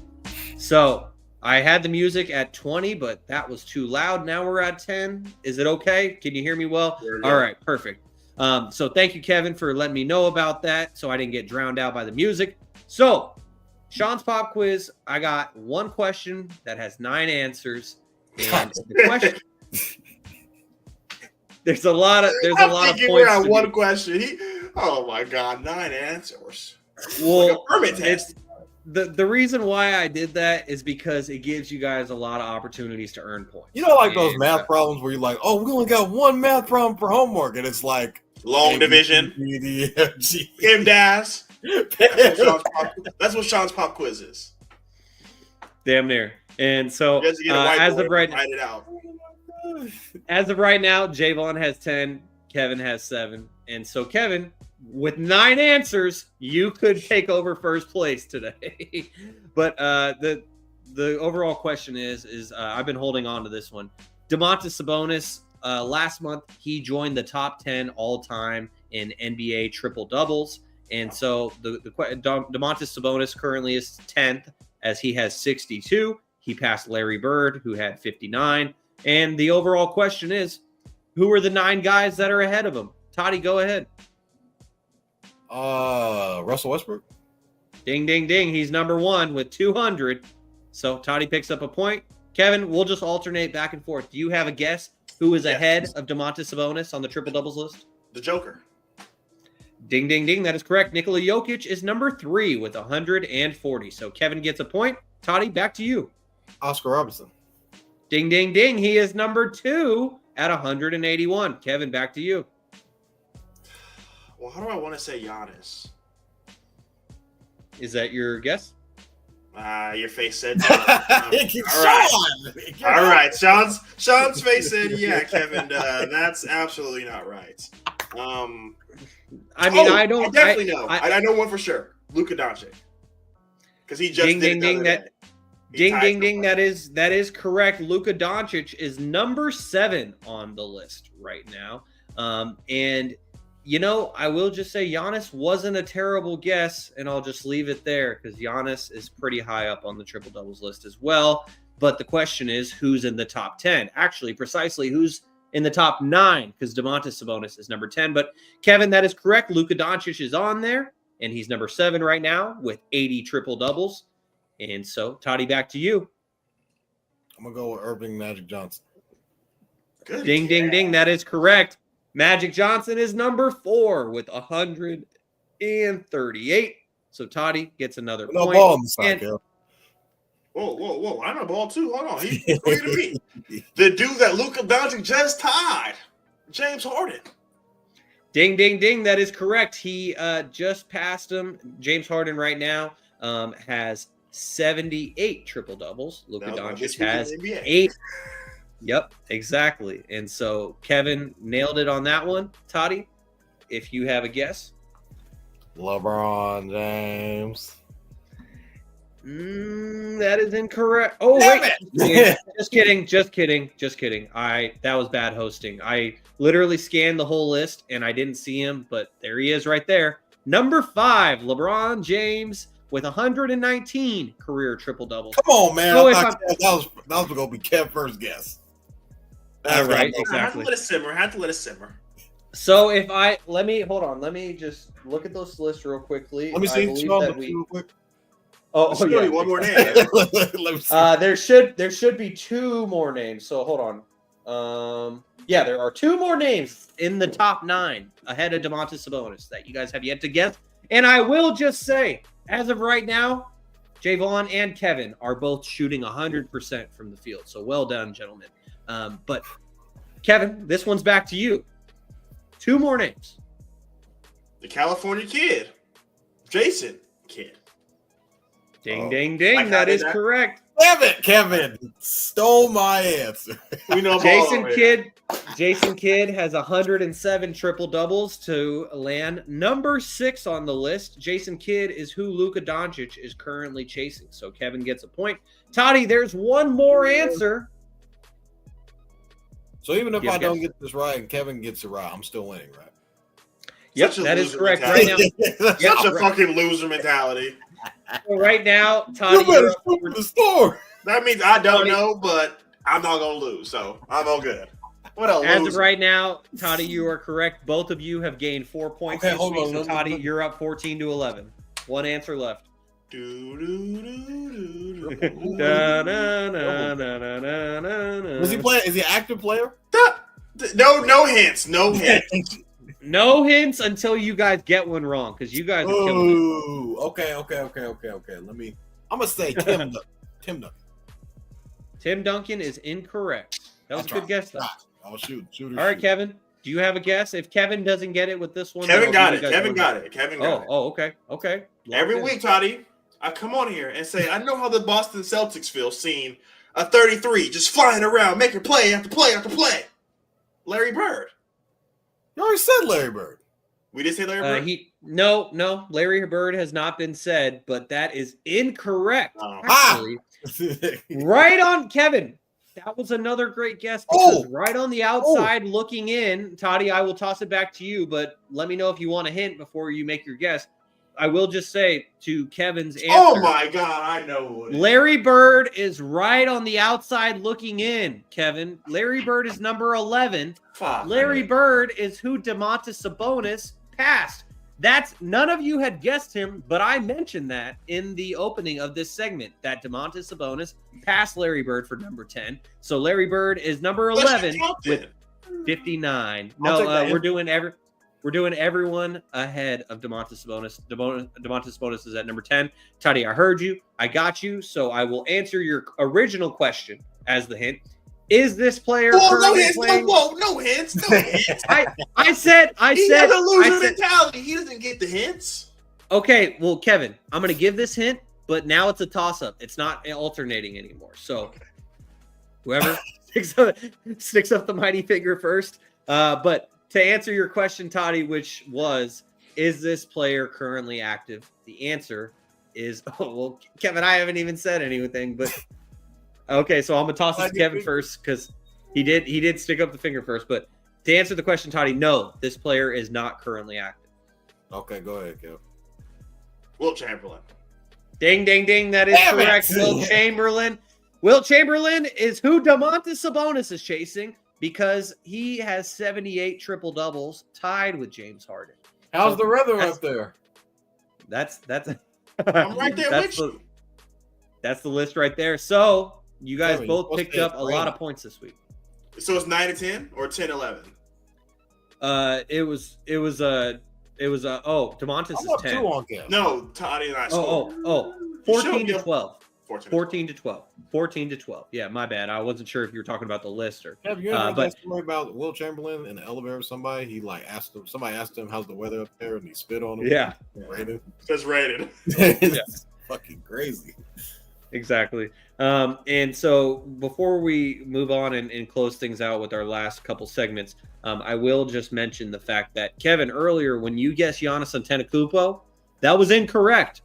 But it was an excellent guess because Giannis is number 12, right behind Larry Bird. He's gonna be in there.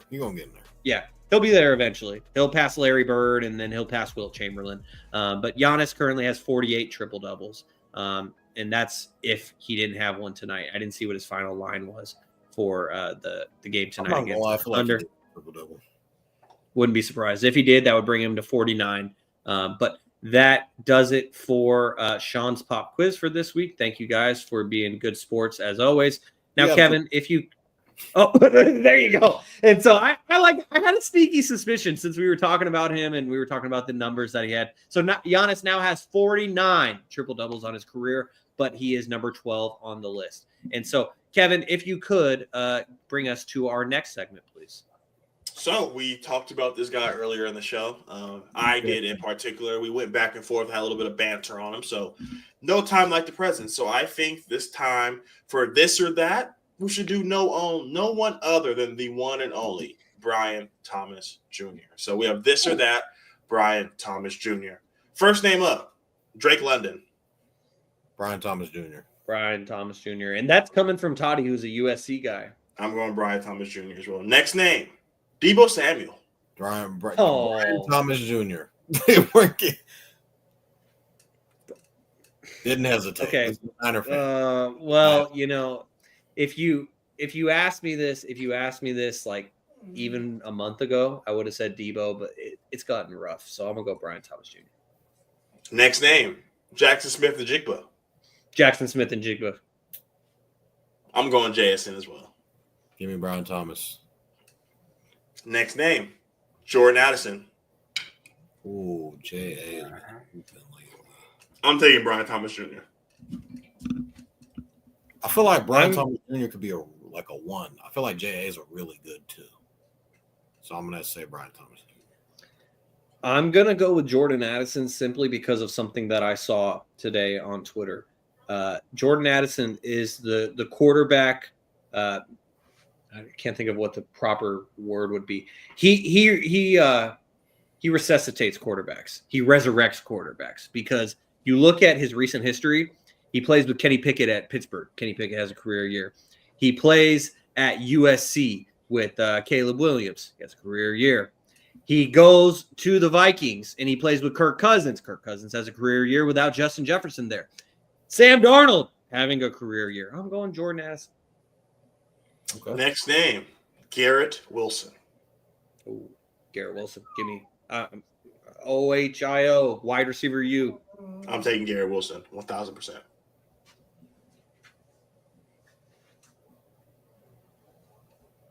Thought he looks torn. Next name, George Pickens. Brian Thomas Jr. Brian Thomas Jr. I'm going to go George Pickens, bro. George Pickens is a fucking dog. We finally get to see him with a quarterback, and now he's doing his thing. He's a monster, but just all the extra shit. Yeah, Two more names. DK Metcalf. Brian Thomas Jr. This is like just because exactly like what you said earlier with Debo and DK kind of being in the same boat. It's like the same question. I'll probably just go looking at things from the long-term perspective. I'll go with Brian Thomas Jr. Like if you're asking me who I'd rather have for the next he's playing years, with Mac Jones and he's hooping.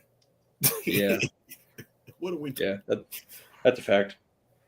Last name, Devontae Smith. Oh, like Devontae Smith.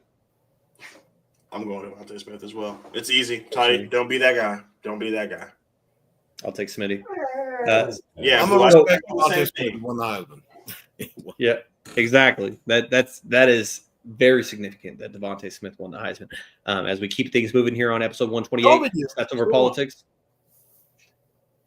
Shaun Holko alongside Jaevon Toddy and Kevin Dent. Guys, we got a couple more segments, and it is related to college football. As last week, Jaevon and I made our picks for the Heisman Trophy, and Toddy was right. And based on the conversation that Kevin and I had in the pre-show discussion, as both Kevin and Toddy hit the Heisman pose at the same time, Kevin and Toddy were both picking Travis Hunter of Colorado, the wide receiver and cornerback, to win the Heisman Trophy. That's exactly what he did. He beat out Ashton Jeanty in the closest Heisman Trophy race since 2009. Jeanty finished second, and surprisingly, and correct me, guys, if I'm remembering this incorrectly, but didn't Dylan Gabriel finish third and Cam Ward got fourth? Yes. Okay. So I did remember it correctly, and I was very surprised by that because to me, Cam Ward was definitely the best team.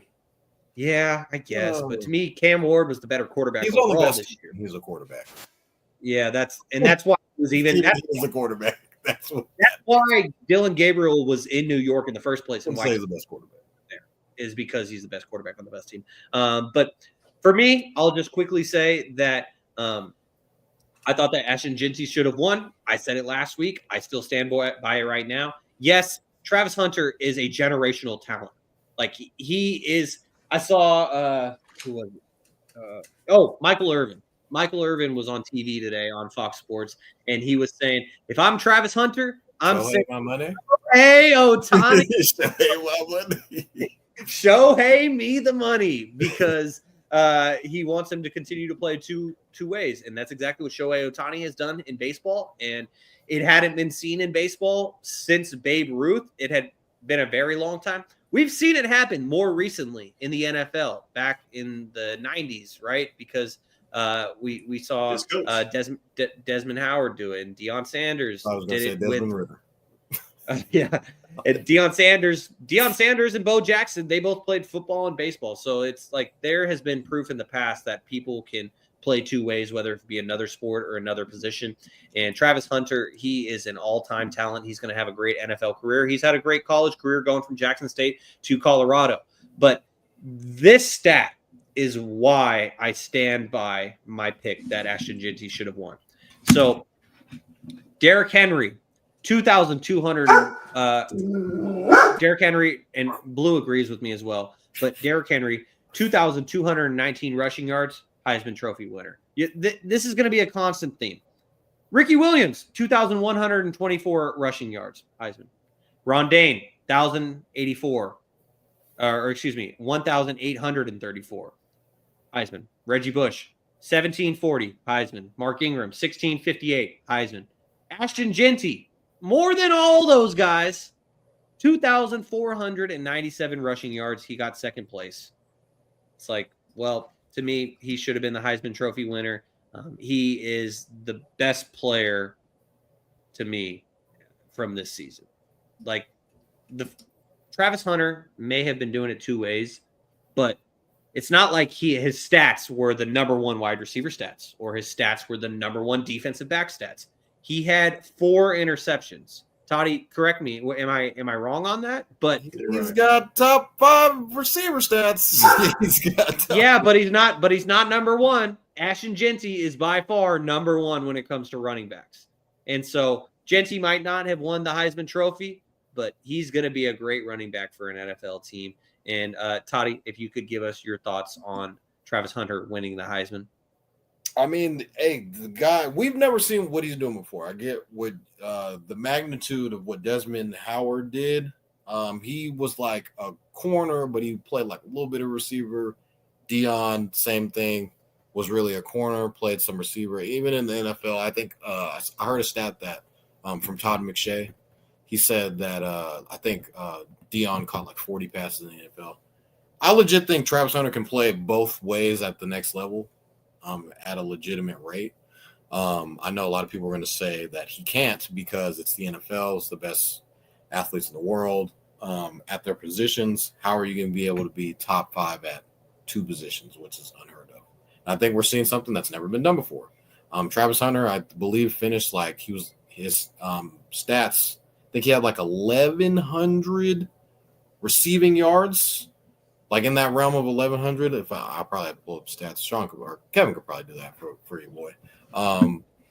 Travis Hunter receiving yards, but I thought he was one of the best corners in the league or in the country. I mean, if you kind of watch the games being played, people don't throw the ball to Travis Hunter's way. I think he only had recorded 4 interceptions, but interceptions don't determine how good a corner really is.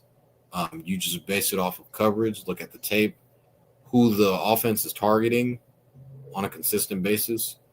And he was an impact player on offense as well. So he wasn't really a guy that came in packages. He was like their best receiver. he was like their best receiver on offense and their best defensive corner. And it doesn't hurt that Deion Sanders is your head coach and you're playing on national TV so everyone can see you.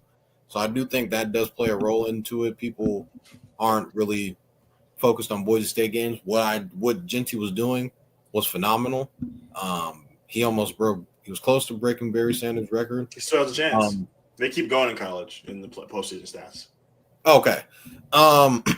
But I just think we've kind of seen what a Jeanty season looks like. Shaun named like 5 of them. Another guy kind of didn't mention was Melvin Gordon. I believe he had 29 touchdowns in 2011, 2012. That was the one guy on that list because my whole point was saying all 5 of those guys is they had those seasons and they won the Heisman. Melvin Gordon is one of the few that went with Jeanty that didn't, but It's still like history says that should have got it done. But also, like Travis Hunter doesn't exist. Jeanty probably wins that. Oh, for sure, without a doubt. Without a doubt. What we're seeing from Travis Hunter, I don't know if we'll ever see anything like this at all. I think we'll see a lot of people. Well, Travis did it. That means I can do it. You're not Travis Hunter, sir. So I feel like I feel like Travis is kind of changing the game in a sense. I think we're going to see a lot of people try to play both ways now. So we're going to see people come out of the woodwork and be like, oh, I could be corner and try to play receiver too. And then it won't work as much. But I feel like we'll see a lot of that. Kind of like when the Warriors were shooting a bunch of threes and the league started to draft guys that were 3-and-D guys so they could be like Steph and Clay. But you're not Steph and Clay. They're winning championships, and you're kind of over here just shooting a bunch of threes, and it's not working. So I think we'll see a lot of that throughout college football, maybe even in the NFL too. I'm not sure if it'll get to that magnitude, but I think we'll see a lot of guys try to play both ways in the coming up years for college football. So, Kevin, you agree with Toddy that the Heisman Trophy voters got this right? Yeah, Shaun, I had a question for you. So you said those guys that won the Heisman had an ongoing theme of winning the Heisman. They also had an ongoing theme of playing Power 5 football. I heard of Bama. I heard another Bama. I heard of Texas. You know, could you imagine what those guys got me there. Could you imagine what those guys would have done against playing UNLV twice? Oh, yeah. Hawaii. For like Auburn or Alabama. He probably wins it over Travis. So a lot of those stats sound nice, and they won the Heisman, but they also played the competition. No one cares that he's putting up 300 against Hawaii. No one cares that he's playing UNLV twice. I mentioned to Shaun, if they played one other big-time school, he gets this award because Big 12 football is Big 12 football, but they played Oregon and played them tight, and if they would have played another really, really good team and played them tight, then you have the argument. Jinty has like 200 yards, he probably won. Probably wins. But the competition level is it all. And it's piss poor. Shaun, I have another question for you. How many AP teams did Ashton Jeanty make? Didn't he make the first team as a running back? Yeah. And then Travis Hunter made the first team as an all-purpose player. And then made it as a corner. Yeah. Okay. Two positions, Shaun. That's all. You got me there. You got me there. The Biletnikoff Award goes to the best receiver in football. Yeah. And he won the best defensive player trophy. Hey, Jeanty won he wasn't up for the award, but he wasn't up for the corner award. But he won the best defensive player, best receiver, 92 catches, 1,152 yards, 15 offensive touchdowns. Hey, man. I don't know what else to say, Shaun. I get it. There's a lot of Ashton Jeanty haters punching the wall right now, punching the air. Should have been him. Should have been him. Highway robbery. AP first team on both teams. Took home 7 awards. He was on 3 with all his awards, too. Did you think he wasn't going to win the Heisman? He wasn't going to win. And let me tell you this. History was made because the 10 out of the last 10 Heisman players or winners won the Maxwell. Ashton Jeanty wins the Maxwell. They said, you know what? We're going to give you credit. Best player in college football. But you don't get the you don't get the big boy one. Yeah, you get the big boy. You got me there. You absolutely got me there. There's not much else to say. Jeanty's going to be a top 15-ish pick still. And he should be a top 5 pick, but running backs are just so running backs. Running backs they're so undervalued at this point. Last running back picked in the top 5 was Zeke. Oh gosh. Yeah. Hey, he had a good first 2-3 years of his career. He was elite. Elite Zeke Elliott. Oh, that was terrible. I should have kept that in the brain. Anyways, all right. Well, we'll keep things moving here on Stats Over Politics. Elite Ezekiel Elliott. See, I just gave you 2 of them. But anyways, we'll close things out here by previewing. Before we move on, I got one more question for you, Shaun. Yep. If Ashton Jeanty doesn't get 344 carries, 98 more than second place, are we talking about him for the Heisman? He got a lot of carries. Like he's the offense of that team. Yeah. Well, and that's even more reason why I thought he should have won, because like he has Boise State as the number 3 seed. That's another thing, is that Travis Hunter's team didn't sniff the playoffs. He has Boise State as the number 3 ranked team in the Colorado's in the Mountain West. They're going undefeated. Man, what? Yeah. Georgia Southern is Please don't read off their schedule. Portland State, Utah State. It's comical. Hawaii, UNLV twice, Nevada, San Jose State. Hey, Oregon, we're gonna have a bunch of Boise State Wyoming fans coming for our necks. Brother, I'm sorry. Look at this schedule. Look at that schedule. Oh my God. You know, every West they in the top 4 seed. every and time. I promise you, if they get beat the fuck out of whoever plays them, which will happen, they're gonna play at Texas, and this they're gonna be a 10-point they would probably end up playing Penn State. It's either going to be Penn State or SMU. 2 touchdown favorite. They'll be favored by 2 touchdowns. Well, I will just conclude this by saying every point that I thought that I've had, it's been contradicted and it's been killed, and it's been for rightful reasons. That's and so I will take my L just like Ashton Jinty did, and we'll keep it pushing. The last thing that I'll say about this, since it was a discussion about Travis Hunter, and both of you are in committed long-term relationships where I've been single as fuck, so I could just speak on this. But all the hate that Travis Hunter's girlfriend's been getting has been extremely unnecessary. But the one thing I will say is that I don't know if you guys saw this, but she dropped like a 7-minute clip. She dropped like a 7-minute clip on TikTok today, and I thought I watched the entire clip. I watched the entire clip, even though through the first 60 seconds I was like, "Whoa!" And then through the first 120 seconds I was like, "You just made it worse." And then I listened to the rest, and I was like, "Okay, she made an argument. I don't think she's a bad person." But she just totally dug herself a further hole when she started the video by saying, "Yeah, Travis sat in my DMs for 2 months because I saw he had a girlfriend and I didn't want to message him back when he had a girlfriend." And then a minute later, she said, "Yeah, we didn't start talking because I'm not a home wrecker and I didn't want him to cheat on his girlfriend with me." And I like all these things. And I'm like, what? Why? They're going to start making NFL girlfriends do media training. Matthew Stafford's wife be going on there saying all kinds of shit. Like, bro, because they got too much information, bro. They're in the locker room. So they don't be, they just be talking. Don't have to say anything. You don't have to say anything. Yeah. Like, even to the point where she was like, "Travis doesn't drink. He doesn't smoke. He used to drive me to parties, sit in the car for 3 hours. I'm Mexican, so I drink tequila. And then he would drive me and my friends home." And I'm like, why are you sharing all this information with the world? Like, that story in itself just showed me even more reason why Travis Hunter is going to be an elite NFL player, because he's got his brain focused on all the right things. He's not partying.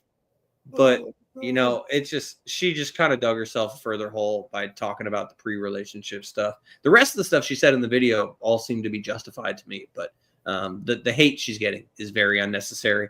As we close things out here with our first round college football playoff picks. Damn right, Kevin, OHIO for the audio only listeners is what he was just doing with his hands. And so we will just go in order, and we're going to start with the top of the bracket, and then we're going to move on down. These games will happen this weekend, and then we will have our quarterfinals matchups with the top 4 seeds. Ooh, perhaps there's a hotline today or Friday or Friday hotline. All right. Sounds good. So first game, guys, we have number 5 seed Texas versus number 12 seed Clemson. And this game is not even close when it comes to the actual rankings, because as far as the bracket goes, it's 5 versus 12. But as far as the real deal rankings go, it's the 3rd ranked team in the country versus 16. And so AP or call it CPF rankings, Shaun? That's the CFP rankings. CFP, I said yeah, you're good. It's the CFP rankings, and the reason why they do that is the way that the 12 team, this is the first ever. It's fucked up. It's weird because they prioritize the top 4 being conference champions, but then you end up having a team like Boise State, who's actually the number 9 ranked team in the country with the 3rd seed. And you have because Oregon 1-1, Georgia 2-2. But then it gets weird where Boise State is the 3rd seed, but they're the 9th ranked team in the country. God damn, they don't Arizona respect those State. Utah State W's. Leave me alone. I took my L. Leave me alone. But then even you get the 4 seed. They beat Idaho, State. Sean. Come on. They also beat Alabama They State. were competitive. Hey, they were competitive with the Ducks. But then just to finish this point, then you have Arizona State as the 4 seed, but they're actually the 12th ranked. I feel like they should be a top, maybe, yeah. Probably. But they have them as 12, and they got the 4 seed, and so that's just where it's weird to me. Anyways, first matchup, guys, we got Clemson versus Texas, 5 versus 12, but really more like 3 versus 16. I'll keep this brief. I got Texas, and even though I respect Dabo and the program he's built, I don't think this one's going to be close. I got Texas by double digits. Toddy, what about you? This is a Saturday game because there is a game on Friday, which we'll probably get to next. Yes. I just went in the order of the. Give me Oregon. Okay. Kevin also has Texas. Are you going to make it unanimous with the Longhorns? Yeah, I think Texas wins, but I don't know if they cover the 12-point spread. When they play against, good teams, because you could argue that Texas hasn't really played a ranked good team this year and, I don't think that they've beaten a ranked team. They haven't beaten a ranked team all year. Went against Georgia twice, lost both times. They got slapped the first time, and they kind of let the second one slip to a second straight quarterback, Gunnar Stockton. Shout out to him. I think Clemson is going to make it a little bit tougher. This game does have a little bit of a backstory. I think both guys senior year, Cade Klubnik, quarterback for the Clemson Tigers, and then Quinn Ewers played against each other in the I think it was Texas championship game.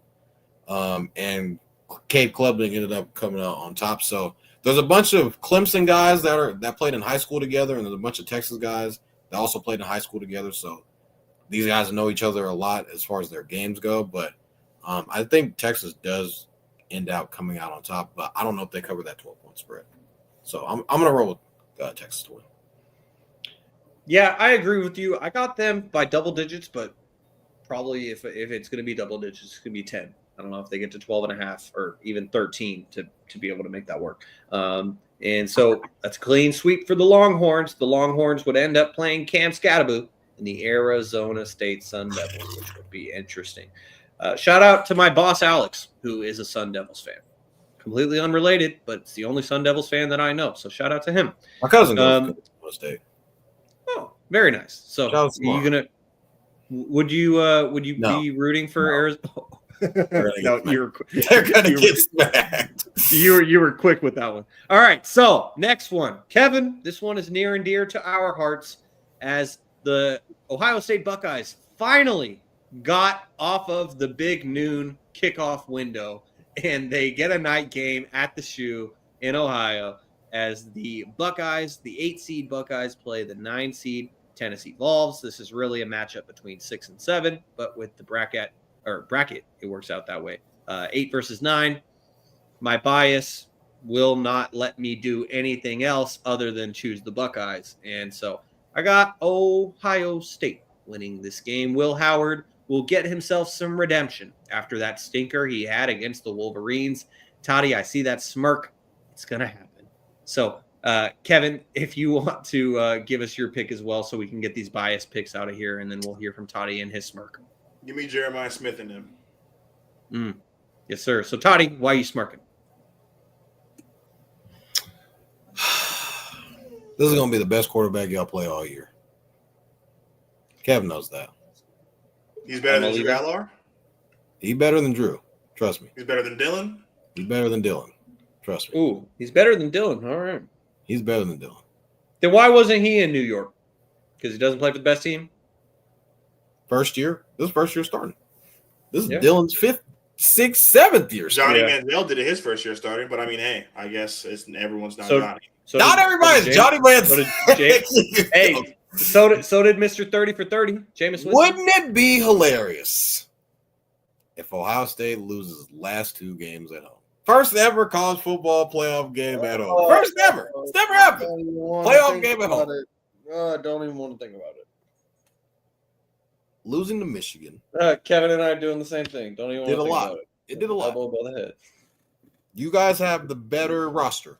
I'm just going to put it out there. You guys got the better linebacking core, D-line, But receivers. Corners, receivers, O-line, receivers. Corner? Yes. Don't, Kevin. Can you even name a Tennessee corner? It's not. Okay, probably then no, not, but Toddy. because the You reason can name we an Ohio talk State about them corner. all the time I'm because you just get saying. beat all the time. I'm just saying you can't name one, so you can't say they better because you can't even name one. Wouldn't it be hilarious?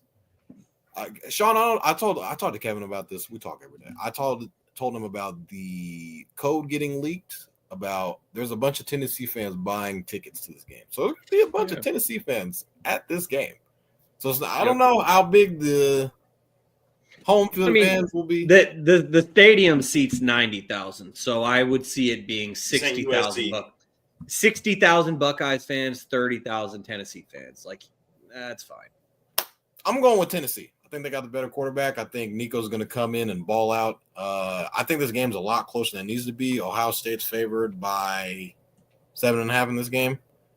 I think Tennessee wins this game. I think Nico's going to come out and hoop. I think you guys are going to need Will Howard to make plays for you guys. I'm not saying he doesn't have the guys to do it, but Will Howard, I've seen him biggest game of the year. He turned into a pumpkin. The game against Michigan, where'd he go? You guys have the better team, so you should win. I just think Nico is the better quarterback, and I feel like it's going to show. It's going to be a glaring effect. We have Nico, and you don't. That's kind of what I think it's going to come down to. I think I'm going to be brief. You know who the Arkansas quarterback is? Taylor Green. He better than Nico because they beat him. Yeah. On the road. Unranked Arkansas. Yeah. All right. Just saying, he's big and bad against Ohio State, but Alex Orji. Arkansas. Michigan. Hey, you said it, not me. I'm just you played the Didn't have their two best players. Hey, you said it. You said it, buddy. You said he's going into the shoe. He could even go in Arkansas and win. Okay. But he's going to do it at Ohio State. Okay, I will just add on one last thing. If Toddy's right and Tennessee wins at the shoe against Ohio State and they lose their last two games of the season on their home field, Ryan Day's fired. Ryan Day's fired. Goodbye, Ryan. I'm done with him. If they lose in the second round to Oregon, hey, come on back. But if they lose to Tennessee on their home field, hold on, Shaun. What if they get blown out? Oh, then I will drive him to the airport second myself. round. In the second round, and they in the second round. Oh, in the second. They get dragged by Oregon in the second round. You bring them back? You bring them back? No. Because if Oregon was still a Pac-12 team, then we wouldn't have to see them every year. If we got to see them every year, and we're not even close to competing with them after all the money that they spent in the transfer portal, then goodbye, Ryan Day. We'll figure something out. This obviously just isn't working. Like, I'm not saying that Ryan Day is a bad coach. If Ryan Day was at Boise State, he'd be a great coach. But you play in the Big Ten Conference. You play with the big boys. And if you can't win when you've already started, a lot of people like to say Ryan Day started on third base. I'll say he started on second base. But if you can't win with all of that, then, man, hit the bricks. Get on out. Because y'all can't lose this game. Y'all can't lose. No, we won't. So we're fine. I sure hope not. What time does UFC play? Why do we gotta do this, Kevin? What did I do? Kevin's cutting deep today. Kevin's getting to each of us tonight. I will add our best player on the team into the transfer portal today, so I'm all over the place. Kevin called me. And Shaun, guess where he will be Saturday? In the shoe. Hey, well, Toddy. Where's he going to the game? Like, you dead ass? Yeah, bro. First visit. Who do you think made him get in the portal? So, Toddy, I know that Toddy, you're primarily a USC fan for football and North Carolina for basketball, and Kevin is the same with Duke for basketball, Ohio State for football. But Toddy, it might be time to just say, "Hey, Bill Belichick, I believe in you," and start rooting for those Tar Heels because I don't know what the Trojans are going to be giving you. Damn, rock bottom. Been all bad. So next game, Penn State 6 seed versus 11 seed SMU. And it's really a 4-10 matchup. And so I'm going to go with Drew Aller, the guy who said he's already going to come back for his senior year. And I think that Penn State's going to lose in the – oh, well, shit. I was about to say Penn State's going to lose in the quarterfinals, but they're playing Boise State.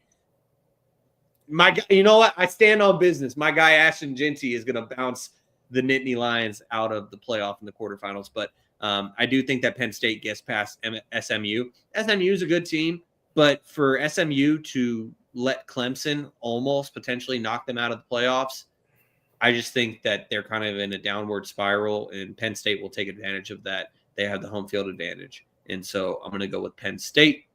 Kevin, what about you? Who are you going with in this matchup? I must tell you what I told Toddy. SMU ain't played fucking nobody. They got their teeth blown in by Clemson. I know they came back and made it interesting, but Penn State's going to dog walk them. So I'm taking Penn State. Jaevon, is it a clean sweep? Yeah, I think it's supposed to be like snowing. I don't know how cold it's going to be. I think it's going to be like below 20 for sure in this game. SMU doesn't play in that type of inclement weather. I do want to give a little bit of respect to SMU, but they did lose to Clemson. They were down like 21-7 to Clemson in the ACC championship game. I think SMU probably starts fast in this game, but as the game kind of gets to wear on them, I think the weather's going to play a big deal into it, and I think Penn State's going to just lean on their run game, and explosive plays are going to come down the stretch. And, yeah, I'm kind of shocked that Penn State's only 8.5. That seems kind of low for me. I feel like they'd be like a 10-point favorite in this game. But I think Penn State's going to roll in this game. So give me the Nittany Lions. And James Franklin wins a big game. Woohoo! All right, final game of the first round.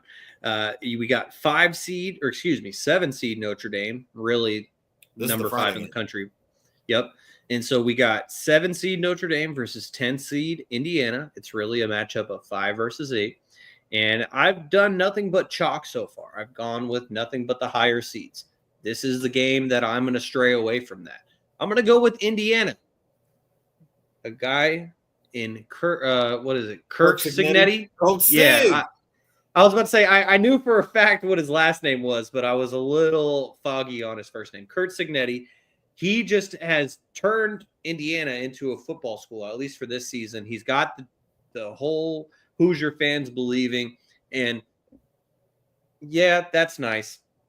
But in this game, I'm going with Indiana more so because of what Notre Dame will not do versus what the Hoosiers might actually get done.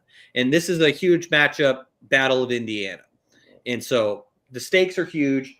I think that it would, like, the main thing that I heard on TV when this matchup was announced is, yeah, people who live in Indiana, they root for the Hoosiers in basketball and they root for Notre Dame in football because the Hoosiers haven't been shit in football for such a long time. And so the Hoosiers got a lot to play for in this game. And Toddy, you were talking about all the Vols fans that are going to come to the shoe and come to Ohio. Mm-hmm. There's going to be plenty of Hoosiers fans just making the drive to South Bend.